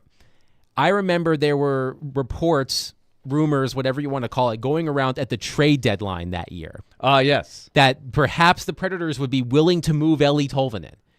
And it's because, as you said, the hype was high around Tolvanen because of all of the things he did on the international level. Now, Askarov has been in the American League for a few years, but he has shown a lot of potential. I'm thinking that if you're going to move Askarov soon, you want to do it sooner rather than later, because there's still that mystery element to Askarov. Like Tolvanen in 2018. Correct. Okay. That's an interesting thought. Imagine if the Predators had, obviously the Predators didn't know what Tolvanen was going to become, and it didn't work out here, and he's carved himself a nice middle 6 role with the Seattle Kraken. But he's a good player. He was never going to live up to the hype that we thought that was going to be there when he got here, or before he got here. So I'm wondering, if you're going to trade Askarov, you need to do it soon while that mystery element still presents itself. Because if you get too much film on him, so to speak, then you might not get as much value. But my point is, you have to commit to one. In my opinion, if you re-sign Saros, you have to move Askarov. If you're convinced that Askarov is almost ready, whether it's next year or the year after that, probably the year after that, then I don't think it's wise to sign Saros to a long-term deal. I think you have to choose. Well, I think the Tolvanen example is a fascinating one, because I was looking at Tolvanen in comparison to Tomasino, but going back when Tolvanen was the exciting unknown, the mystery box, the NHL players didn't play in the Winter Olympics, so they sent a group of younger players. Yes. And he tore it up for Finland. He did an amazing job in the KHL. Didn't he have a hat trick in his first game? There were so many highlights coming over. Right. It was a big deal. We were all on Tolvanen watch every day. We were checking KHL Twitter sites to see the highlights of what Tolvanen was doing. We were seeing what the results of his KHL team's playoff games were. So it's like he could come as soon as X date or X date. Like he wanted them to lose so he could come over. Like I told Willy the other day, my favorite all-time Jared take is that Eeli Tolvanen's floor was Philip Forsberg. Is that better or worse than his Traylon Burks has more natural talent than A.J. Brown? Is that the take too? That take confuses me. I mean, Jared and Joe have hashed that one out for so long, and I still step away from it like, what? But the Eeli Tolvanen one, that one was a doozy. But just to give context to how much hype there really was. There was a lot of hype. There was a lot. Therein lies the double-edged sword, because if you're going to trade UC Saros and put all of your stock in Askarov, isn't that the cautionary tale of Tolvanen has turned out to be a steady, good top 9 forward? I think that's a fair definition. Yes, right? he's like a third line player for the Kraken, but they have a good third line. With the unique skill set, with a very good shot, that on a given year, I think he could probably get 20 goals. There's nothing to sneeze at there, right? He's useful, but he is not the franchise. And I think Askarov could end up being a franchise goalie, but he also could end up being just an okay player. And so your point is well taken, but isn't that to me is why I like not the sure thing. Nothing is a sure thing. I like what I know about Saros, and I'm willing to reinvest in that. And if Askarov keeps growing, I still think you could trade him if he progresses. But I'm also insured if he does turn into just kind of a blah. Mm-hmm. Yeah, that is the flip side of that. There is a chance that you don't get anything big for a trade of one or the other. I'm willing to say that that's a distinct possibility, but I still will have Saros. That's the gamble. I would still have Saros in my plan. The problem would have been solved. I'm sorry, Caroline. No, the problem would have been solved. I said this to Jared the other day. The problem would have been solved if I recall correctly, Barry Trotz was I think he confirmed it without completely confirming. I don't remember. But remember, there were reports around the draft last year that the Predators were willing to move on from Askarov to get into the top 5 of the draft. Yes. Yeah. That was widely rumored. Yes. Imagine if none of this problem would be solved if the San Jose Sharks took Askarov to give up the number 4 pick. The Predators, assuming they picked the same player as the Sharks, which is Will Smith, would have had that young center that they could finally have build around, and then you don't have to worry about this Askarov or Saros because Askarov is gone. Then you re-sign Saros. Like if the Sharks or the Canadiens would have just taken the deal, none of this would have happened. If everybody just cooperated, everything would no. Right. And that's the difficult situation is the gamble that you're going to have to take one way or another. And both roads, I believe, are a risk. Both roads are a gamble. And I'll use an NFL example. I asked, what's the bigger gamble? Because don't you guys agree that most people that believe it's let's trade Saros do it with the assumption that Askarov is going to turn into something special? Didn't we all think that Tolvanen was going to be something special? If you didn't think that Askarov was going to be something special. But he just makes a great point. I think all of us thought with the hype, similar kind of hype, that I thought Tolvanen was going to be special. I look at, to use an NFL example, you brought up Treylon Burks. That was the example of moving on from the proven thing to go to the young thing that's cheaper and promising. It didn't work out.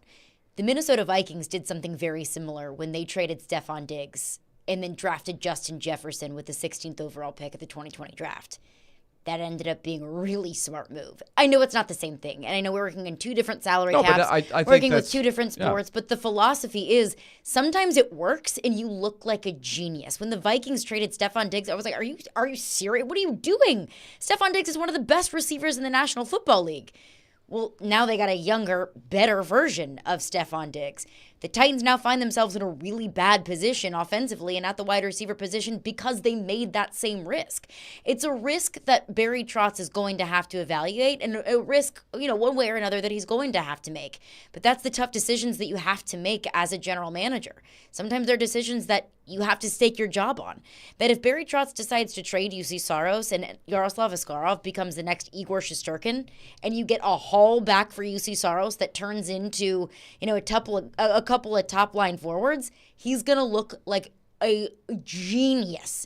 If you trade Saros, Askarov isn't very good. Saros wins a Stanley Cup, and then you are just back in the mushy middle, if not worse than you were. He'll probably get fired.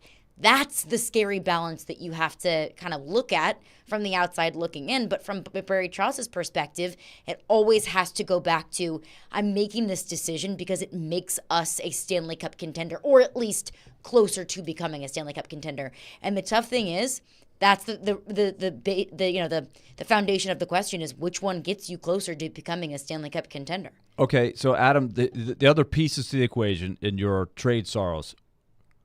Who is the alternative? Who is the, in the meantime, goalie? Because that, to me, is a big, big part. Because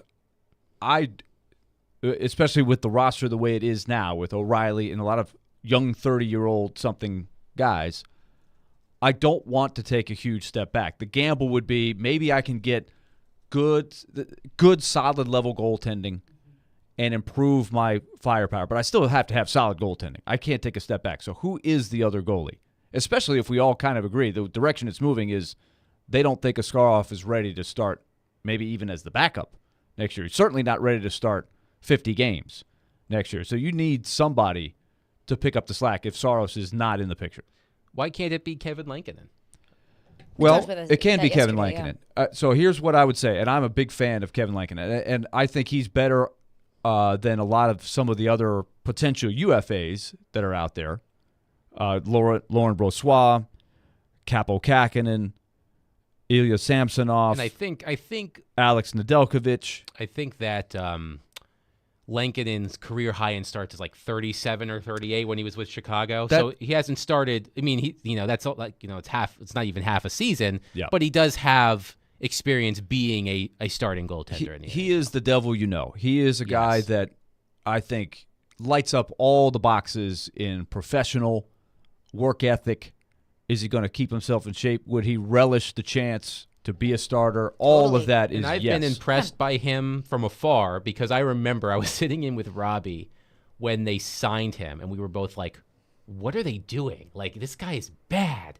But then, but we were also leaving the door open to that, well, he's bad because he's playing behind this Blackhawks team. And behind a better team, he's been pretty good. Like, I think he is a serviceable bridge starter, whether it's 1 year or two. I think Lankinen. I would put my vote down for Lankinen for a year or two. Okay, so Lankinen for let's say 50 games, and I guess are you taking the leap of faith that Askarov would be if I'm moving the other 32? I think if I'm moving Saros this summer, I think you probably bring up Askarov and. You might throw him into the deep end a little bit, but as the backup. As the backup, yes. And then you would have to find another number 3 that you could have in the bullpen that's flexible enough to keep in Milwaukee. That's tricky because you have to have like a 2-way contract. That could be Troy Grosnick, couldn't it? Well, he's never played in the NHL. Oh, okay. So you want a guy with NHL experience. I would like to have another insurance policy who's played some NHL games. It's kind of like Calvin Pickard. I was going to say, how about Calvin Pickard? Calvin Pickard is Chet Pickard didn't work out in this organization. Chet Pickard did not work out. What about That's Calvin? another cautionary tale. They've used first-round picks on goalies twice, and they both busted. Yes. Not even able to play in the NHL. So. But and then the other part of the equation is, okay, what would you have to get for Saros to go in that direction? Because all this would have to go down quick because Lankinen is a free agent. Mm-hmm.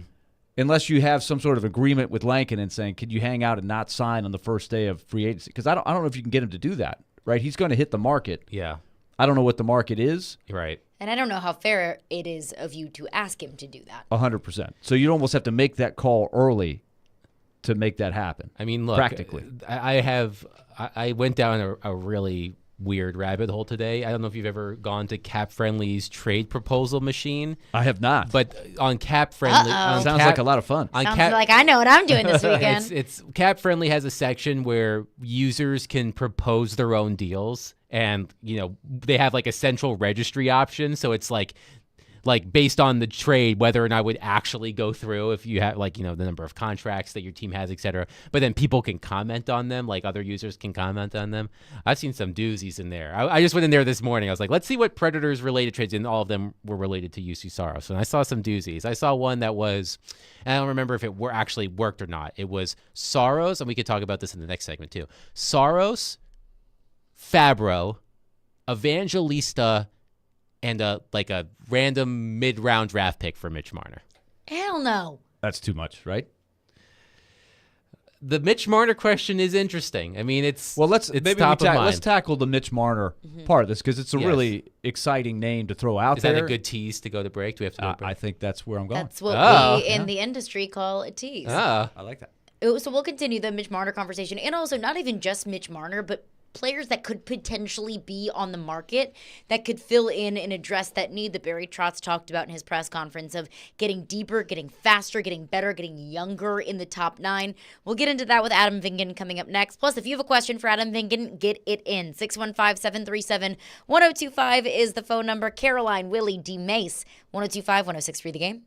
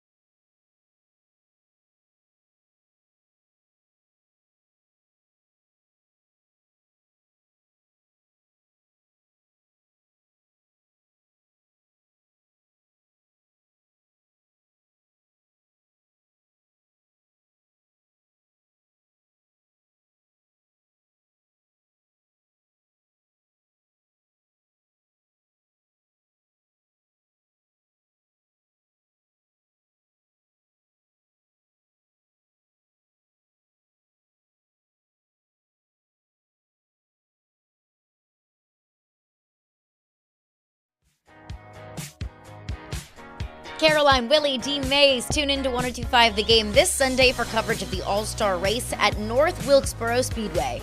Coverage will begin at 3:30 p.m. with the race starting at 4:30. Coverage also available on the 102.5 The Game app and at theGameNashville.com. Adam Vingan sticks around with us in studio talking the next steps for the Nashville Predators. And I was looking at a proposed trade from David Pagnotta, and it was UC Saros for Mitch Marner straight up. What do you make of Mitch Marner? You don't see a lot of one-for-one trades like that anymore. It's always got to be, that and future considerations. Well, FCs. The famous Willie will remember this. The famous tweet from Bob McKenzie. It happened. The Taylor Hall Adam Larson trade, I think, happened on the same day as the PK Subban for Shea Weber trade. Yeah, same day, and it was the trade is 1-for-1 Taylor Hall for Adam Larson. You don't see a lot of 1-for-1, even though Weber and Subban was a 1-for-1 trade. Seth Jones for Ryan Johansson was a 1-for-1. Yeah, but anyway, what do I think about Mitch Marner? Mitch Marner, and this is a word that gets thrown around too much in sports talk. We're all guilty of it, but it's true when talking about Mitch Marner. He is an elite player. I just shared this with you in over the past 5 regular seasons, there are only 7 players in the NHL over the past 5 regular seasons. Or did I mess that up? Okay, yes, there we go. 6 players in the last 5 regular seasons who have scored more points than Mitch Marner. I'm going to list those players for you now. Connor McDavid, Leon Draisaitl, Nathan MacKinnon, Artemi Panarin, Austin Matthews, and David Pastrnak. That's it. That's the whole list. Those are the only players in the league that have more points in the past since the 2019 season than Mitch Marner. Not bad company. He is 5th in assists in that span, but he is tied for 42nd in goals.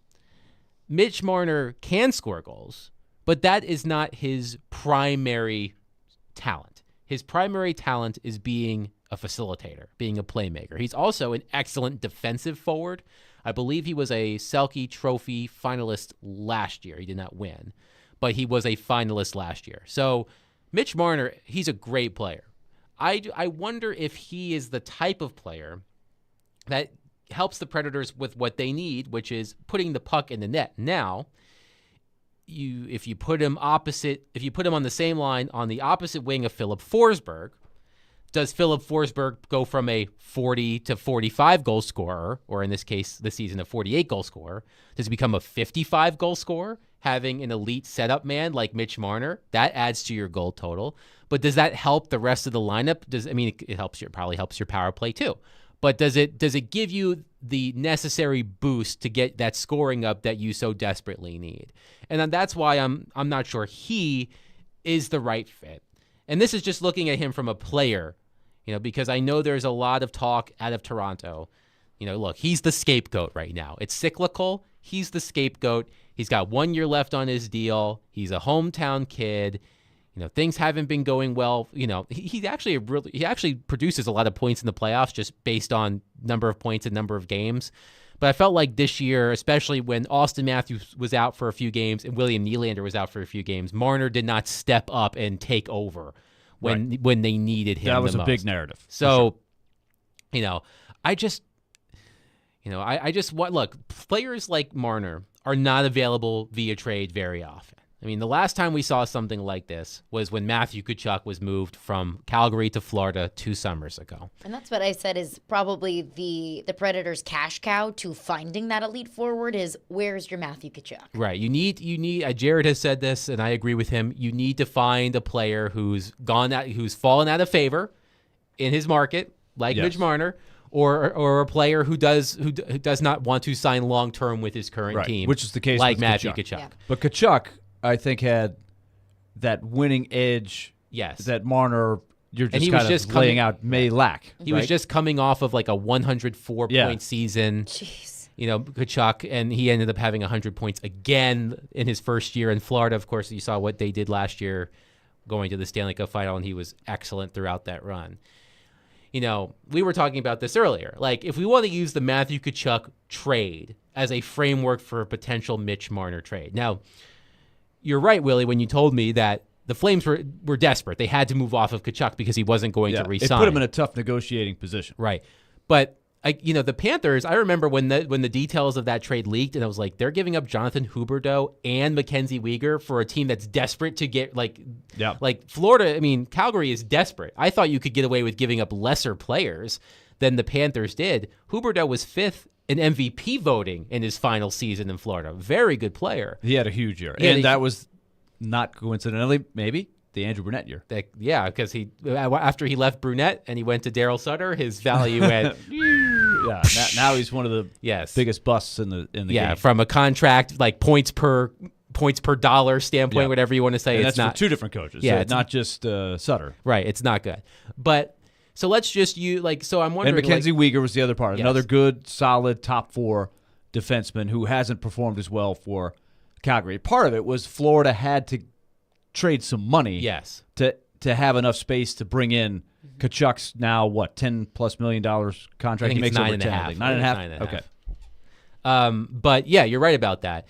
And I'm just wondering, so if we're just looking at the pieces in the trade, because there's a lot of context in there too, but if you're looking at the pieces of the trade, if you're trying to get Mitch Marner from Toronto, if UC Saros is your Jonathan Huberdeau, okay, then I think the trade was Tkachuk, and I think there was a mid-round draft pick thrown in there for Jonathan Huberdeau, Mackenzie Weegar, a prospect by the name of Cole Schwint, I believe, who had 40 points in the American League that previous year, and a first-round draft pick. I think Florida got a first-round draft pick out of that deal. So, no, I'm sorry, Calgary got a first-round draft pick out of that deal. So if it's, if Saros is your Huberdeau, who is your Weegar? Who's your prospect going back? I mean, it's not a perfect comparison, I know. But I'm trying to build this deal. Both teams, I think, are in a position to where it might be exploratory, but it's not, I've got to trade this guy. Right. Although, with all of that noise right now in Toronto, I wonder if they've hit a point of no return. And that to me, is where if I'm going to entertain this, I'm trying to take advantage of that point. Totally. I want to get him for less than market value.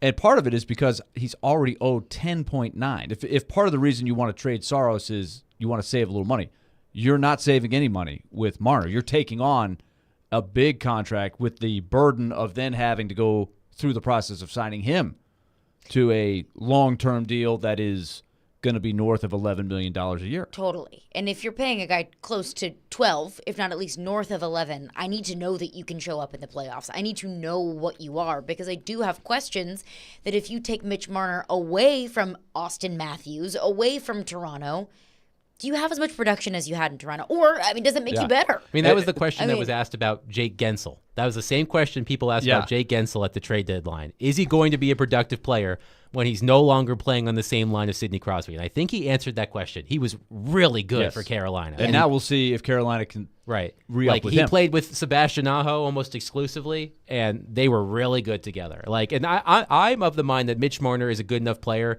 that, yes, if he's not playing with Austin Matthews, who scored nearly 70 goals this year, maybe the point totals go down a little bit.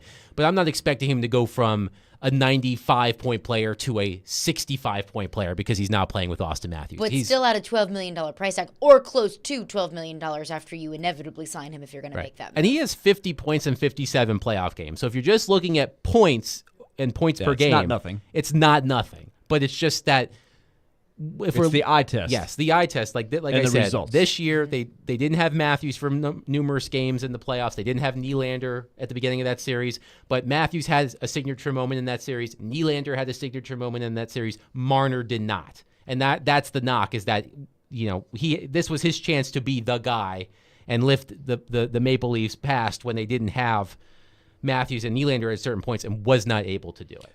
I think we need to say, too, for those that maybe haven't followed the Maple Leafs that closely, part of the reason they haven't won in the playoffs is, like Carolina, they have had a musical chairs of goalies and never had the goalie. They're also paying 4 players like half of the cap, which is not Which is not a sustainable model. The other players that have been injured, they are on LTIR. They've tried to, just rig up all kinds of things around the cap to try to give themselves the best chance to win each year, but they have not had the goalie. So it's a little bit ironic too that Toronto is looking to trade goal scoring for goaltending, and here we're talking about we haven't won, so we've got to have we got to have goal scorers, and we'll trade you the goaltender. So, like, how would that be floated around in Toronto? Would people in a talk show in Toronto, in our bizarro world, would they be hopping at the chance to say, I'll take Saros for $5 million and trade you Marner for 10.9 and a 1-for-1? So Kevin McGran, who do you think would win that? How would that go over nationally in a 1-for-1? Kevin McGran, who is the Maple Leafs reporter for the Toronto Star, which is one of the major newspapers in Toronto, had a story the other day looking at potential landing spots for Marner, and he mentioned Saros. And it's been kicked around by a lot of people, right? Right. He said the Leafs would want more in return than just Saros. Maybe center Colton Sissons or defenseman Dante Fabra would need to be included. The Predators also have 9 picks in the first 5 rounds this year and 5 in the first 3 next year if Brad Treliving, their general manager, is looking for a way to restock the prospect pool. Okay, now this I want everybody to go into their context of their fantasy football league or fantasy baseball, whatever you play, when you get into trade talks with your buddy. Because that is a very Toronto-based perspective there. Mm-hmm. Oh, I want more than just Saros. Just Saros, one of the best goalies in the league for the last 4 years, at $5 million. If I'm looking at it from Nashville's perspective, I want more than Marner. Give me Joseph Woll with Marner. Who's their young goalie. Who is their young goalie that it could give me some insurance in the post-Saros era. And in that case, you could have... so you want more. Everybody wants more. Like in fantasy football, we used to have a fantasy... there's always a guy in everybody's league that is wanting to trade you his spare parts for your best player. I did that this year. I'm that guy in my fantasy and you try to find the sucker that will do it, right? There's always the guy that's got too many things going on in life. He's not paying that much attention to his roster. You exploit that guy, and everybody in the league goes nuts. Go, what are you doing? I can't remember Why did you just trade your best player for 3 spare parts? I can't remember who I acquired in that trade, but I know that the player I sent to that guy was Miles Sanders, who was really bad for the Panthers. And I was like, I came out ahead on this one, but I see your point. I do like the idea. I think it's really intriguing. Philosophical 1-for-1. Right. I like the idea of Joseph Woll because then you get that insurance to keep Askarov in the American League. And you can keep Lankinen. And you can keep Lankinen, and you have a Wall-Lankinen tandem. Wall has been really good in spurts, but he is injury-prone. That's my concern. But that's why I'll take Lankinen to go alongside. Yeah. Anyway, no, it's this isn't going away anytime soon. No. We've got plenty of time to. And I'm open-minded. But I'm still pro. I'm still, until further notice, re-signing, going down the road of trying to re-sign Saros for the best deal. And I think the important thing to mention here too is Willy, because you bring up, Toronto, Carolina, they're talking about how the goaltending hasn't been good enough, and now here we're talking about how you want to trade away the goaltender to find more scoring. It's not just about trading away the goaltender. It's trading away the goaltender because you need to find more scoring, and also because you feel like the next heir apparent to that position is, up and coming. With the idea that Askarov is going to turn into Saros, Rinne, or better, And I have faith in the Predators to be able to do that, just because they have a track record of developing great goaltenders, just like they have a track record of developing great defensemen. But all of those guys were not really starters until mid-20s, and Askarov is still 3 years from being in his mid-20s. Yeah, I mean it's. Look, they marinate. They have marinated their goalies in the development. One could say they could over marinate. I've heard them over marinating goalies, not just marinating. Yeah, over marinating. Barry Trotz did use over marinating as a term. Or you could just throw them in the deep end and hope for the best. That's not what they've done, but they could. Adam, appreciate you for stepping by. My Always pleasure. Appreciate your insight. You are the absolute best, and we'll catch up with you soon. All right, guys. All right, sounds great. Appreciate you. Okay, coming up next, we got to take a deep dive into Willy's scrolls, because we had a conversation earlier this week of what is kind of the line of success for J.C. Latham. What would we call, okay, good, solid pick. What would we call an absolute home run for J.C. Latham? We'll take a little bit of a deep dive into the history of top 10 picks and maybe use that to frame our judgment and argument there. So we'll get into that coming up next. Caroline, Willy, D-Mase, 102.5, 106.3 The Game.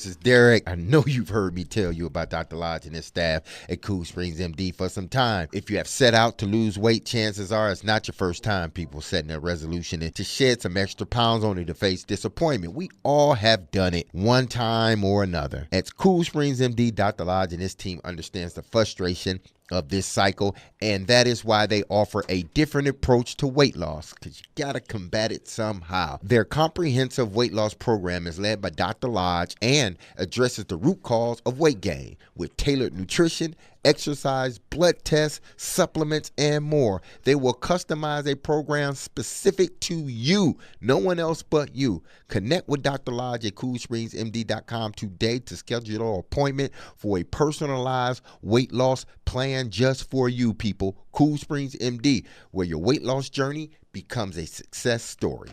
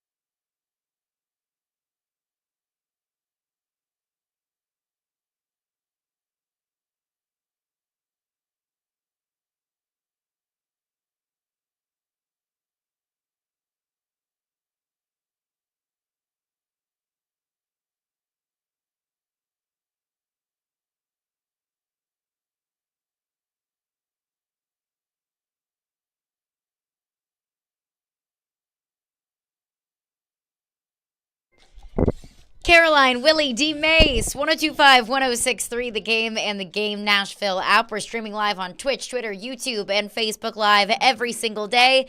And we're broadcasting from the Busy Bee Plumbing, Heating, and Air Conditioning Game Nashville studios, home of the $99 yearly Beehive membership, where the buzz is always about great service. Appreciate Adam Finken for stopping by for the last hour. He's the best. I enjoyed that. He's that was the good. absolute best. Now, we didn't have any loud arguments. Or nobody threw anything. Would you like to have maybe some more loud arguments? Not every day.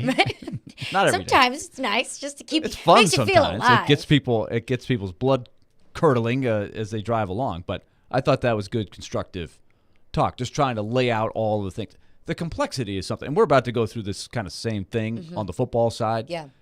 Just laying out how complex it is. So what I always throw out there when we get into these discussions is I just think it's wrong sometimes to have the hot take, it's got to be this or it's got to be that, when it is really complex, these answers to the question. It's not as simple as, well, just get more goal scorers, trade Saros, everything will be good. It's not that simple. It's all uncertainty. And, we speak a lot in hypotheticals. If this happens, if you get this in return, all of these things, and the ifs are incredibly important, and they're very big ifs.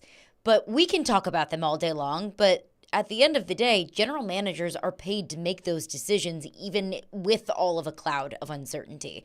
That's what makes the job so difficult. And you're going to make great decisions that make you look like a genius, and you're going to make some pretty bad ones. And sometimes the bad ones could cost you your job. That's the life of a general manager, and that's applicable in any sport. So really, in that kind of theme of uncertainty, of tough decisions that general managers have, we took a deep dive into the scrolls, or at least we will take a deep dive into the scrolls. A conversation that we had earlier this week about, it'd be a home run for J.C. Latham. What would that look like? What would a home run for J.C. Latham, the 7th overall pick in the draft, look like? And I think it's important to point out that home run is subjective based off of the position that you play and where you were drafted. David Long Jr., for example, he was a 5th round pick, a 6th round pick? 6th round pick, I believe. I'd consider that a home run because you found a guy late in the draft that was a consistent starter for you and that was got a game record whenever he was healthy, and he was productive for you. A home run for a 1st round pick is not, well, he was productive because, when you're drafted in the 1st round, there's different expectations. And we disagreed on what would be considered a home run for J.C. Latham. So, Willy, you took a deep dive into the scrolls to maybe provide some context to that question. I propose a hypothetical because I think we would all agree that if everything works out well with J.C. Latham, you just plug him into left tackle, and he's your guy for the next 8-10 years. That would be the I don't want to say fairy tale because that's what you hope will happen. It's not that far-fetched to hope that he could be that guy. That's what everybody who's drafted in the first 10 picks, people hope.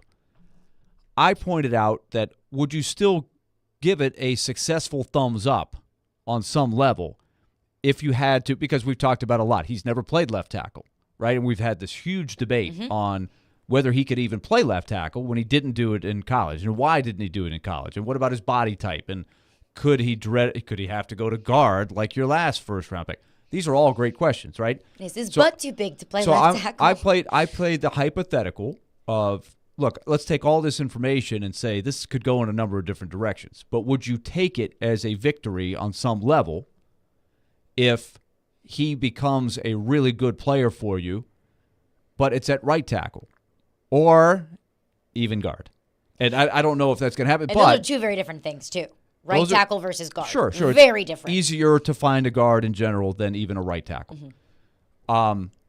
So I pointed out, I said, well, because you said, look, when he's the 7th pick, you've got to hit on the 7th pick. And I think we would all agree on that. But I point out that let's take any random draft and look at the top 10 picks. And you're going to see that it is a way, way more complex thing. It just doesn't work out as a home run every time.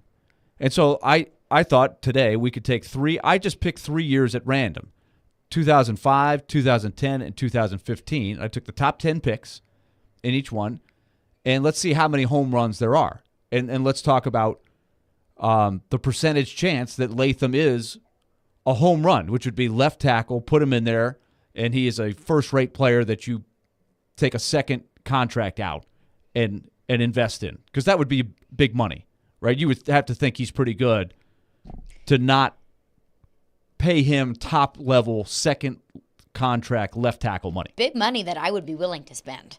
If he proves to be a just like he doesn't have to be Jonathan Ogden. Right. But if he is a serviceable starting caliber left tackle, that's good. That's good. Because it's hard to. It's not a home run. We've seen the alternative, which is why I believe what I believe with Saros, but we won't go back down that road. So let's go down these 3 drafts.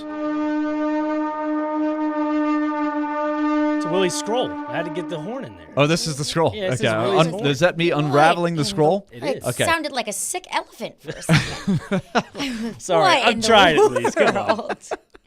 I appreciate the creativity. 2005, Alex Smith is the first pick overall. 49ers. Not a home run? I don't think I it's a wouldn't home call it run. a home run. No, a home run quarterback that's a much different scale. Right.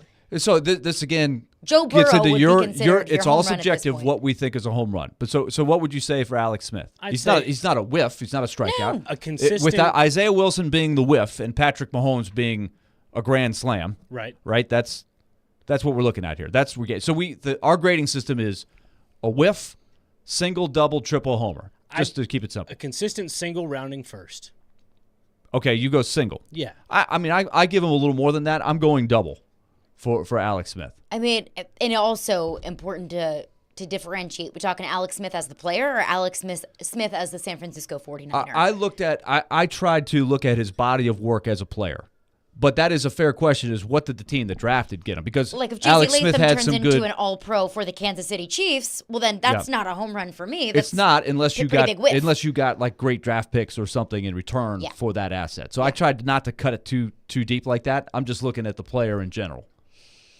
I mean, But that's a fair point. If you want to work that into your grade, that's fair. because he was an all-pro in Kansas City. He had some good years. He Not had an some all-pro, good. excuse me. He was a Pro Bowler in Kansas City, but That last year when the Titans beat them in the playoffs, he was still their starter when Mahomes was the backup waiting in the wings, and he had a really good year.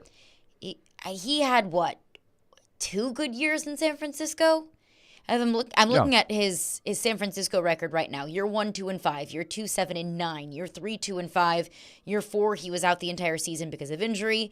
Next year, 5-5. The next year, 3-7. 2011, he was 13-3, and then 6-2-1 in his final season in San Francisco before heading to Kansas City. That's not so hot. Yeah, That's not so great. And he was the first pick. First overall pick. Yeah, so you might weight it a little more on the first pick as opposed to the 10th pick, right? A little bit. Yes. Yeah. Okay, so I said a double for Alex Smith. Oof. Okay, but remember we're going 30 players here, so let's not spend too much time on each player. But the exercise is basically how many home runs in a given draft out of the top 10 happen. So we know not a home run. he's clearly not a home run. I said double, so we're arguing whether he's a single or a double. right? I'm arguing whether he's a single or a strikeout. A strikeout. Perhaps. Okay, if you think that's a strikeout, I got some strikeouts for you. Just stay tuned. And look, I understand. There's a lot of strikeouts Okay. in the NFL draft. I understand that. If there weren't these are any top 10 strikeouts, picks. then the draft wouldn't be as as stressful as it is. Right. So I think we need to There'd be factor a that lot. in. The shelf life of a general manager in the National Football League would be a whole hell of a lot longer if there were a lot more home runs. Okay. In the NFL draft. But remember, you're saying that, and then if you have your expectation that Latham should be a left tackle, then I think we're ignoring the fact that there are a lot of strikeouts here. Well, the expectation especially if you think Alex Smith is a strikeout. The expectation for J.C. Latham to be a left tackle is what the general manager told us he should be. That they drafted him to be a left tackle. And I think every So general I think that's manager, a fair expectation. I think every general manager would have said that each of these 10 picks were going to be special players. Right? I would hope so. A couple weeks after the draft, but I it would doesn't. hope so. It's not reality though. All right, so let's go to second pick in 2005, Ronnie Brown. Serviceable. I'd say a single from Miami. He served 11 years in the NFL. But to Caroline's point about not is it dominant for that team, I mean, you got to remember in that NFL time frame, they valued running backs differently than wide receivers. Right, and that's what we're going to see in the 2005 draft. They were still taking running backs early. I'm going to say a single for Ronnie Brown. I think a single is fair. Okay, Braylon Edwards. I struggled with this one a little bit because who else comes to mind for Titans fans? Corey Davis, and all the discussion we had as the 5th pick. Okay, so Braylon Edwards for Cleveland as the 3rd overall pick. You said rounding first. I put single plus. Maybe you could argue a double. Like he played for a long time, but it just wasn't one of the best. Not It was eye-catching. not a number one year in, year out. Only had, I think, 1 year where he had over 1,000 yards. So I can't go higher than a single plus. He did play for a while. He was a Pro Bowler. He was a Pro Bowler. I would say, a single, double, Okay. single, double. Yeah. Far from a home run, Correct. but a good player. Yeah. But probably, and if I recall watching it probably a little disappointing, right, for Browns fans. I Disappointed agree. that he wasn't better. Just kind of like Corey Davis, right? Corey Davis wasn't a bad player, but people were disappointed. He was the 5th pick. So, single. Cedric Benson, 4th pick. I say the same thing. Single. I'd say a little more underwhelming, more almost a strikeout. 7 years for a running back at the time. Normally they'd go almost 10 years or so because the value of them. I'd say a little underwhelming. And he only played 3 years in Chicago. Right. So he definitely was a strikeout for Chicago. That's a strikeout for Chicago. And if I'm talking about draft grades, because grade overall as a player is a different thing. For Chicago, that's a strikeout if you don't even get to his 4th year. Cadillac Williams, I think we all would agree, as the 5th pick, that's a strikeout. That's a strikeout. Okay, so there's a strikeout with the 5th pick. Pac-Man Jones. Oh, do we have a history there? I went double on this one. I think he's a double for the course of his career, but I think if you're only looking to your question, Caroline, what was he with the Titans? He had some huge moments on the field. He also had some really infamous moments off the field. It was a total disaster. So I put a big asterisk right there by the double. He's like the pitcher for the Mets, Bartolo Colon, back in the day. You were so excited about that single. He is that single for the Titans. Yikes! So you said single? Yes. Okay. That's his own a hard category. one. That's its own category. Yeah, that falls into the behavioral category. All right, 2005 7th overall pick. Troy Williamson, wide receiver. Strikeout. I mean, it's not even close. I think he had 3 years in Minnesota. Yeah, That's a strikeout. that was a big strikeout. He best year was 450 yards in year 2. Okay, so that's the 7th pick, who never has any significance at all. That is just above Isaiah Wilson kind of stuff. Well, at least he played snaps. So that puts him ahead of him. It puts ahead of So just about it. Isaiah Wilson is the floor on this whole thing. If you played in the NFL, you're better than Isaiah Wilson. That's fair, regardless of pick. Yes. Antrell Roll, 8th overall for the Cardinals and then the Giants. Long career, had some all-pro seasons, a lot of them. He was drafted as a corner, moved to a safety. Does that sound familiar in our discussion, right? We just brought this up in the 11th class. I graded him a triple because he was a really good winning player for a lot of good teams, albeit not at the position that he was drafted at. And this, again, are you looking at it when he was a Cardinal, the team that picked him, or when he moved on to the Giants? I don't remember how he got from the Cardinals to the Giants. I did not do that much research. But looks like he spent 5 years in Arizona, so that looks like to me that they exercised his 5th-year option, and then maybe he walked after that. Maybe he became too rich. To be fair, know. I was 8 years old when I don't remember. But that's a good one. To me, if I have the 8th pick and I get what Antrell Roll became, I think that is not a home run, but I'm going triple. I would say maybe a double. But to your point about drafted as a corner, moved to safety, it's not just the idea of moving positions. Because for me, when we talk about going from left tackle to perhaps guard, I look at the average salary for an NFL corner is around $21 million. The average salary for an NFL safety is around $19 to $20 million. That's not a huge difference, right? Like the average is that high? Yeah. So at least that's what according to my research, according to my scrolls. So you need good corners. You need good safeties in this league. Now, what I did not look up, which, Nick, if you wouldn't mind checking, the parity in the average salary for an NFL tackle versus a guard. I think that we can all agree, right? Tackles are really important. Guards are also important, but your tackles are more important. They're anchors on the offensive line. So, you could say, well, we drafted him as a guard and he ended up being a really good kicker. I know that's on a completely different scale, but also you're looking at it like, well, he ended up being a good player, but at a less important position. Average was $2.8 million in 2005. All I'm trying to set up, though, is the relative yearly salary, $2.8 million in 2005 for an offensive lineman. Okay. Yeah. Okay. It didn't give me guard or but tackle I think in a general sense, though, it's not even close, the return on Antrell Roll as opposed to Troy Williamson or Cadillac Williams, who are strikeouts. I have so Roll as a home run. There is a level of success that we're talking about. Yeah. It's not a home run, but I'm going triple with Roll. In fact, of these 10, let's finish it out. Carlos Rogers is a corner from Auburn. He did stay at corner. He was a good player for a good long time. I have him as a double. And then finally, Mike Williams, who was from USC for the Lions. That's a strikeout. That's not even good. So there were 3 strikeouts among the top 10. There were no home runs. None of us had a home run in the entire top 10. I have 2005. Intro Roll. Yeah, he's my home run. You have a home run for Roll. Okay. He has a Super Bowl. I mean, you can't knock a guy that has a Super Bowl. All professors have different grading systems. This is all fair. I think another important thing to point out, and this is only what I know about Cadillac Williams in the Tampa Bay pick. 2 years later, Tampa Bay fired their general manager. So I think that's important context to this as well of, you're going to hit on some, you're going to miss on some, but what does that mean for the trajectory of the team? What does that mean for the future of the general manager? That's never going to change. That the is, result. That is life. And what comes from that. In the league. Yeah. So let's continue to look at some other drafts. All right, and 2010 and 2015 we have. Our big takeaways from those drafts. And really the big point of this is, what does this mean for the Titans, the 7th overall pick, and J.C. Latham? We'll get into that coming up next. And, of course, your thoughts as well. 615-737-1025 is the phone number. Caroline, Willy, D-Mase. We're brought to you by Zen Sports. Start earning cash rewards on your bets today. Gambling problem? Call 1-800-889-9789. Terms and conditions apply. Must be 21 or older and in Tennessee to bet.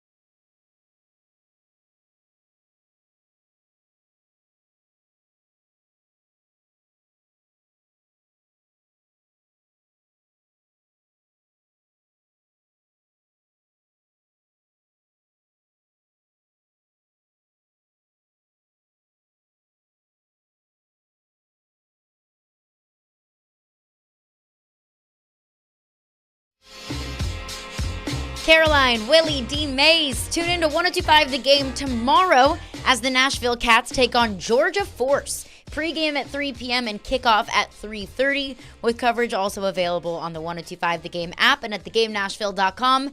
Cats football coverage presented by Busy Bee Plumbing, Heating, and Air Conditioning. A little AFL history there. Oh. The original Nashville Cats, who played in the brand new, at the time, Nashville Arena with Corey Fleming and Andy Kelly and some of the great University of Tennessee players, Pat Spruduto and Eddie Kayat coaching. They had some great teams. They moved to Atlanta and became the Georgia Force back in the day. And then the Cats came back in a second regime owned by Bud Adams, and Pat Spruduto coached that team as well. And they were also called the Cats. So there's a little history between those two franchises. And now the Cats are back. A little chippy. All right. The Cats are back. Now we have the third life Jeff of the Fisher Cats. with a promotion with the AFL. Yes, how about that? Congratulations to Somebody's Jeff going to write Fisher. a book on this someday. Seriously. Yeah. We wish them It's going well. to be a great 30 for 30. Okay, so let's go to the 2010 draft. I'm trying to illustrate how hard it is to hit a home run with a top 10 pick. And we can talk about GMs and everything. The GMs, yes, there's consequences for how you draft. I would say in general, the lifespan of a GM is going to be, 4 or 5 years in general for everybody. Some draft better than others. But, yes, it goes without saying. You got to do well in the drafts. 2010, first pick overall, Sam Bradford. Oh. I go single. Swing and a miss. I say single. He stayed in the league. I mean, he's not Achilles Smith. That's my definition of a whiff. Ryan Leaf. That's a strikeout. So I'm being kind and giving him an infield single. I wish I took Willy's classes in college. I really did. I'm giving him a single. It's a swing and a miss. It hits a little bit closer to home. I will be fair, but yeah, no. Ndamukong Suh, the second pick. I would say that's well, what did Ndamukong Suh do with the Lions specifically? Because how long was he with? He was with the Lions for a long time. Pretty dominant. I would call, but also he was only in Detroit for 5 years. I would call it a triple. I would call it a home run if he was in Detroit a little bit longer. I gave it a home run. I think he's been a dominant player for a long, long time. And, again, I didn't put as much emphasis on how did he do for that team. But that's a fair point. And I don't remember what the Lions got in compensation for Suh, or if they just lost him to free agency. I don't know. They lost him to free agency, yeah. Which I got to dock points for that one, too, because if he's as dominant of a player as he was in Detroit, you got to get something in return. Okay. Again, playing into my point overall, it's hard to hit a home run in the draft. If we're not giving him a home run, who are we? Okay, so let's go to the next guy, Gerald McCoy. So did you give Suh a triple home run? I give him a home run just because he's a 5-time Pro Bowler, a Super Bowl champ, 11 years in the NFL, and she was saying half of his career with the Lions. That's pretty impressive. Softies. And Hall of Fame, all 2010 team. So, yeah. Okay, so we're softies, but okay, here we go. Gerald McCoy, Tampa Bay Bucks. He was in Tampa Bay for a long time. Defensive tackle, to me, I mean, just consistent player over and over. I said home run. I would say that's as close to a home run as you could. I'm not going to say as close to a home run. Consistently available, but interior defensive lineman, you can win. There for a long time, available. I mean, looking at his career in Tampa Bay, there was only one season really where he missed a significant amount of time. So I would say, yeah, that's what you can ask for in a third overall pick. I went triple. Oh, now Caroline's a softie. Your consistency, Nick. Yeah. Listen, I want my kids to pass in this class, but at the same time, I got to just give them a curveball every once in a while. I think that Nick has a vendetta out for Gerald McCoy. I gave him a home run. I'm kidding. The next one, this is interesting because it's an offensive tackle. Trent Williams, Washington, 4th overall in 2010. I'd say that's got to be the definition of a home run. Just perennial All-Pro. Yep. 2 different teams. I mean, that's indisputed, right? And interesting that is the first undisputed. That is the first offensive tackle that we have looked at. Yes. 4th overall pick, offensive tackle. I would leap at the chance if Latham became anything close to what Williams has become. It would be a standard setter. Yes. There. Eric Berry, University of Tennessee, great talent. 5th overall pick for the Chiefs. This is a tricky one because injuries cut his career short. He had a lot of issues there, but when he was playing, he was really good. I call it a double. I would call it a double because of the injury issue. Yeah, injuries are part of it, right? Yeah. You have to. I mean, that's the Traylon Burks situation, that it's never been a question of Traylon Burks' talent. It's the question of Traylon Burks' availability. And but I'd love for Burks to have at least a couple seasons that Barry had. Like Barry's non-injury seasons were very good. He played 16 games in his first year and then won the next, and then 16, and then 15, and then 6. But then 2 back-to-back 16-game seasons. Like if that's what if you can get a 16-game season out of Traylon Burks. Oh. That compared to what we've gotten from him, that's huge. Because right now he's trending towards strikeout, right? Yes. Unless he picks it up, right? He's got to get a good at bat here. Unless you can get a 2026 6th round pick for him from the Pittsburgh Steelers. Yeah, see, that ain't happening. All right, so what do you got on Barry, Nick? Double rounding third. Okay, a double rounding third. Wait a minute, that would be a triple. Yeah, would it not? I'm on the fringe of a double going to triple. So okay, so he's taking a big round at second, then he's got to dive back into second. He's getting chased down between second and third. All right, Russell Okung. Am I saying that right? He is an offensive tackle, Oklahoma State for the Seahawks. I looked at his career. It's not super eye-opening, but he was consistent. He played for a long time. Mm-hmm. I gave him a double. I think that's fair. Yeah. And because his second contract did not come with the Seahawks. No, he played for 4 different teams in his career. He played a long time. But has a Super Bowl ring, though. He was a Pro Bowler. He does have a Super Bowler. He has 2 Pro Bowlers. So I gave him a double. I guess you could really... I would say double, advancing, triple. Okay. I'm with Caroline on this. And this goes... When you're a Pro Bowler, I mean, that's going to sweeten the pot a bit. Yes. And I think I gave points for being able to be in the league as a starter for an extended period of time. I think there's got to be something to be said for that. Yeah. Okay, so double with, and maybe if you're being tough as a double, you could easily argue for triple. Joe Hayden, corner, been in the league forever, still in the league, which is crazy. He was drafted in 2010. Oh, gosh. And not super spectacular at any time, but always has been a part of a secondary. He brings a lot to the table. I scored him a triple just for being around that. He played in Cleveland a long time. Yeah, for some bad teams. He was a Pro Bowler. For some bad teams. Yeah. So I would say that's a fair triple. Yeah, I'm with you. Yep. You got a triple? All right. Rolando McClain. That would be the 8th pick. Raiders, linebacker. I said single. Not much there. 3 years in Oakland. Not much there. Yeah, no, I would say that's a single, and that's being nice. No. Yeah. Pull the gas string to the lawnmower. He's a strikeout. I think I might be closer to you, Nick. Okay. Yeah. 9th pick was C.J. Spiller from Clemson, running back, part of the Thunder and Lightning that they had in college. Mm-hmm. Buffalo Bills had a 1,000-yard season in there, but nothing really extended. Just kind of a guy. 9th pick single. Overall, I said a single. Single's fair. 5 years in Buffalo. Yep. And then finally, this is a unique one. Tyson Alualu. From a defensive tackle, interior defensive lineman for the Jaguars. Now, here's another guy that has played forever and been a piece to the puzzle, but he hasn't been a starter for a long time. Mm-hmm. I said single. I think you could probably say double just for longevity. I would say purposes. Double because you're getting 7-8 years out of your first round pick in and I don't think ever a pro. Correct me if I'm wrong. Never made the Pro Bowl in there. Never made a Pro Bowl, but definitely a useful piece. But he's the 10th overall pick, and I think if you said that about Latham, right, you'd be kind of disappointed. But he was averaging about 25 to 30 tackles a year as a defensive tackle. Yeah, and it depends on the scheme. How many times does that guy ask to make the tackle? A lot of times you're just trying to take up space, right, and trying to grab a couple blockers, and then the linebacker or somebody else makes the tackle. That's my box score scouting. Yeah, me too. It's hard for me to grade him. Yeah. Okay, so we have, I have in two top 10s, 05 and 10, 3 home runs so far. How many home runs do you have? 3. You got 3? I have not been counting. In your 20 picks, you've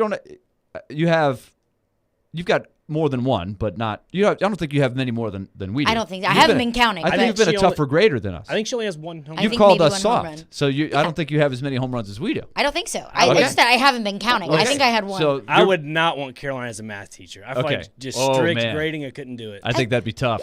I wasn't get it right. Get it right and you'll get credit. Like and that's the thing about math. It's you got the right answer or it's not this right. This is English. This is subjective. This is more English. I was an English minor. at Vanderbilt. I stayed away from the math if I could. All right, 2015 draft. Jameis Winston, first overall. Interesting one. Single. You see, he's still in the league. He was a Pro Bowler. We forget about that. Single. Maybe a double? I would say he's a double. You go double. Mm-hmm. Single. Caroline's a softie. Yeah. All right, Marcus Mariota. I'm going single there as well. Especially, we're talking about first overall, second overall. It illustrates how tough it is for big success. They're both disappointing. They're both not with the team that that drafted them. They did not meet expectations. Mm-hmm. But I think if you're being fair, okay, you could go double there, right? You could do worse. You could have Ryan Leaf, but it's either a single or a double. It's not Again, anything more than that, if right? we're comparing it to Ryan Leaf. But that's the floor. You have to establish the floor and the ceiling. Of course. So it's either a single or double. No more than that, right? Okay. I'm leaning towards a strikeout. He's batting .85 right now. Jameis? No. Marcus. Marcus for me. Not even a single. It's a strikeout. Golly, now Nick's being tough. Seriously. Holy cow. All right, 2015 third overall pick, Dante Fowler, defensive end out of Florida. I graded him a single. I would say single's fair. At third overall pick, I think you leaves you wanting a little more. And you got 4 years out of him. And he had his best year not with you. He had his best year with the Rams. I'm going Nick, what do you got on him? I'm with you. Yep, single. Single. Fourth overall pick, Amari Cooper. I'm going to say home run on him. He's an interesting one because what did the Raiders get in return when he was traded to the Cowboys? I seem to believe they got a pretty good return.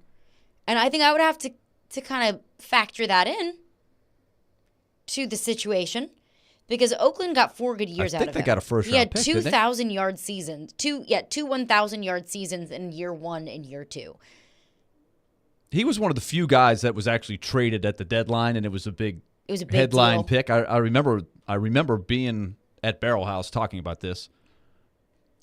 Maybe you could look up the pick there, Nick. But I think overall he's a first-round pick out of it. And I think they got a first-rounder. Oakland acquired 3 first-round picks from other teams, so in that next draft they had 3 first-rounders. You're getting 2,000-yard seasons out of him. You got a first-round pick in return. It's pretty darn good. It's not a home run because he didn't spend his entire career there. Okay. But I would say that's a really good double or a okay triple. I'm going home run. I'm going home run for Cooper. I think that's what you hope. He's a really good player. Everywhere he's gone, he's been consistent. Everywhere he's gone, but how does that help Oakland? The Raiders. That's on them. It's complicated. And so this is meant to be just a broad brush and not really drilling down on any one team or one pick. Brandon Scherf, Jacksonville, 5th overall pick. This is an offensive guard that was picked with the 5th overall selection. Was he a guard? A tackle. He was a tackle. Drafted as a tackle. But if you look at his profile, he's played almost entire career at guard. Am I right? You are correct, Willie. Now, isn't that interesting? Well, it's happened before. I mean, Peter Skoronski was drafted as a tackle, and he moved to guard. But this is, again, what I threw out as my hypothetical, having no idea who Brandon Scherf was. I didn't have him in mind when I brought this up, but he was drafted as a tackle. Mm-hmm. He has played his entire career as a guard, first for Washington and now Jacksonville. He's still in the league. He has made the Pro Bowl 5 times as a guard. I say that that's a home run. But that depends. Because if Peter Skoronski is a 5-time Pro Bowler at guard, I can swallow that a little bit easier because bit 5-time Pro Bowler. That's good. When Peter Skoronski was drafted, Rand Carthon said, well, maybe he's a guard, maybe he's a tackle. And Brian Callahan said fairly early on, Peter Skoronski is a guard. When the Titans drafted J.C. Latham, the Titans said, he's our left tackle. So I think it's a different perspective. That when Brandon Scherf was drafted by Washington, then the Redskins, I don't know what the general manager said about Brandon Scherf. Maybe they drafted him and said, he's going to be a really great guard for us. Maybe Washington already, because I don't remember what the situation was at the time in 2015, what the situation was in Washington. Maybe Washington had a really great tackle, or they picked up a free agent tackle, and that kind of solved the conundrum and the problem at tackle. Yeah, probably not, because Washington doesn't really seem to solve any of their issues. Because we can look back on the past of tackles or just players in general that have been drafted. But I think the nuance with what's going on with the Titans right now is really important context to this conversation. Because if J.C. Latham gets moved to guard because the Titans find, an example that I used earlier this week, Jalen Duncan turns into an all-pro guard, or excuse me, all-pro tackle, okay. Right. This is strictly looking at the results, hardcore, of the top 10 picks and showing what percentage of the time do you hit a home run, what percentage of the time do you strike out, and then all of the different levels in between, which is a lot, and Scherf would be a good one. I still say I'll take a 5-time Pro Bowler even if I've got to move him. This is where I think I differ with you on what I would consider a success with Latham. 5-time Pro Bowler on the offensive line, I would take that even if I've got to move him from tackle, which is apparently what happened with Scherf. I don't know all the particulars either about why they did that or whatever. He's still playing in the league. He started every game the last 2 years for the Jaguars. So that's a home run. If J.C. Latham, knock on wood, ends up being a guard, a 5-time Pro Bowl guard, do you ever find your left tackle? Well, we don't know. See, exactly. Did Washington? I don't think that's, I'm going to guess that Washington did not. All right, let's buzz through the last. Right, I'm just saying. Okay, important context, sure. Leonard Williams, defensive tackle, with the 6th pick, I say double. Good, solid player, long time. Pro Bowler. Yeah. Yep. Kevin White, wide receiver, strikeout. Yeah. He's a bust. Vic Beasley. Ooh, do we know about Vic Beasley? Strikeout. Heard of him. I'm giving him a single. He had a 15.5 sack season. I got to give him credit for that. 5 years in Atlanta. But then completely, of course, the debacle as a free agent pickup here. For Atlanta, though, that's you got to give him something. It's not a strikeout. For Atlanta, I would say a double. Overall in his career and how it ended up. Brought down to a single. That's a different story. Okay, Eric Flowers, I'm giving a single with the 9th pick, and then Todd Gurley is a really interesting one. We could go on for a long time. We've been talking about Todd Gurley for hours, that's the honestly. last one, and we'll finish on that. I give him a triple, but he only played 6 years. He's a real unique case because he, at the top, was dominant. He was the best at his position for, I would say, 2 years, and maybe on either side, really good. Injuries, obviously, a huge part of that. And with Todd Gurley, I look at that, what was that year, 2019 Rams Super Bowl team, 2018 regular season, 2019 Super Bowl. I believe that Jared Goff was as good as he was that year because of what Todd Gurley brought to the run game. So if you've got a running back that propelled you to the Super Bowl, I know they didn't win the Super Bowl, but Todd Gurley was a massive part of that offense. So is he a home run? Probably not, but I would say triple for Todd Gurley. But he's a fascinating one as a running back drafted in the top 10 in a time when the NFL was starting to kind of evolve away from the running back position. Yeah. Great exercise, though. Okay, so I have 5 home runs out of 30.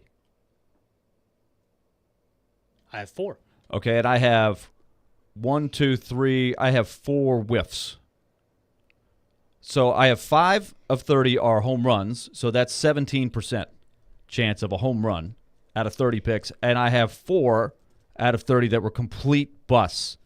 So that's close to the same percentage, a little lesser chance. Also, the text line presented by WilsonCountyHonda.com. Trent Williams was Washington's tackle in 2015. Okay, so maybe there's a reason to move Scherf. If there's a Trent Williams on this team somewhere, I think I can feel pretty good about moving a tackle. Why didn't they move him to right tackle then and not right guard? Why did I say that? I don't know. I don't know. But an interesting exercise, and I think the important and thing there's a lot of here, singles and doubles and a few triples in there, but you see the wide array of possibilities of when you pick in the top 10. It's not as simple as, oh, you're going to pick 7th, that guy's going to be a great player. But when you pick 17%. 7th, a home run looks different than. So the 3 7th picks: Troy Williamson, strikeout. Joe Hayden, we give him a triple, good longevity. Kevin White, strikeout. But you would agree, this team can't afford a strikeout in the offensive line. Nobody likes having a strikeout. Nope. Nobody does. Disappointing. It is incredibly disappointing. We will take it to the bank coming up next. Caroline Willy, D-Mase. Nashville's best deal of the week is Bavarian Beer House. It's conveniently located at Opry Mills Mall. Enjoy beer, food, music, and fun at Nashville's only authentic German beer hall, where it's Oktoberfest every day. Head to thegamenashville.com/deals right now to get a $50 gift card for only $25 to Bavarian Beer House while supplies last.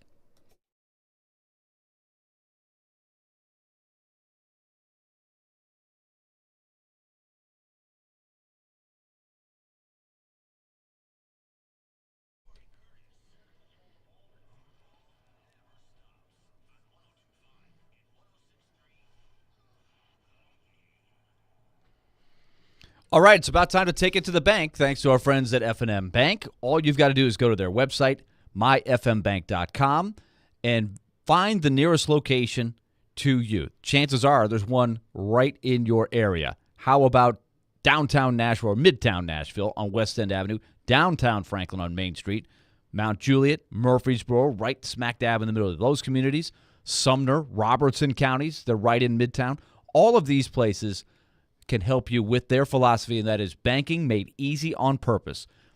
Financing, life in general, can be complicated. That's what the relationship with F&M Bank aims to do, regardless of where you are in your financial picture. Whether you're young and just getting started, trying to get an organized system with the Smart Swipe card that saves you money every time you use it, or something more complex like a business owner, and you're looking for business-to-business loans and how you try to thrive as a small business in this world we live in. myfmbank.com. Find the nearest location and start the relationship. Banking made easy on purpose. Decisions made locally, and your business means more to them. We take it to the bank in just a moment with F&M Bank, Equal Housing Lender, member FDIC.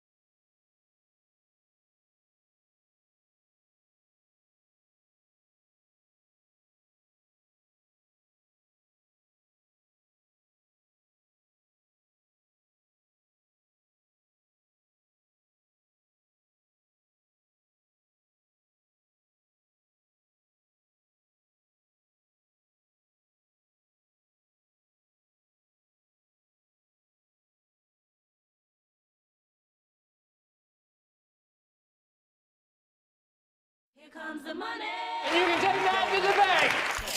Here comes the money. Money, It is now time to take it to the bank, presented by F&M Bank. Now, we're going to take a look back quickly at what that looked like last week. But first, I got to let y'all know that you can visit one of F&M Bank's 20 locations throughout Middle Tennessee and Southern Kentucky, or online at myfmbank.com. Less worry, more living. F&M Bank.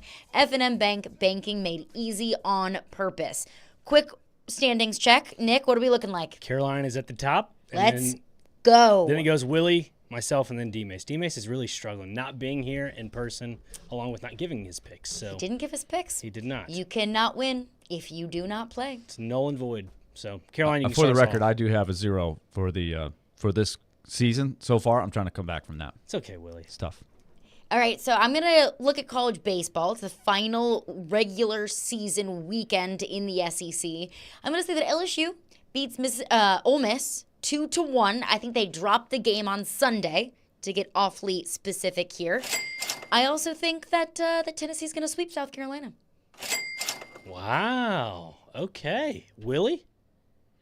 I am going to take the Pacers to force the all-important 7th game back in Madison Square Garden. So I'm only looking at tonight's game 6, Indiana -5.5.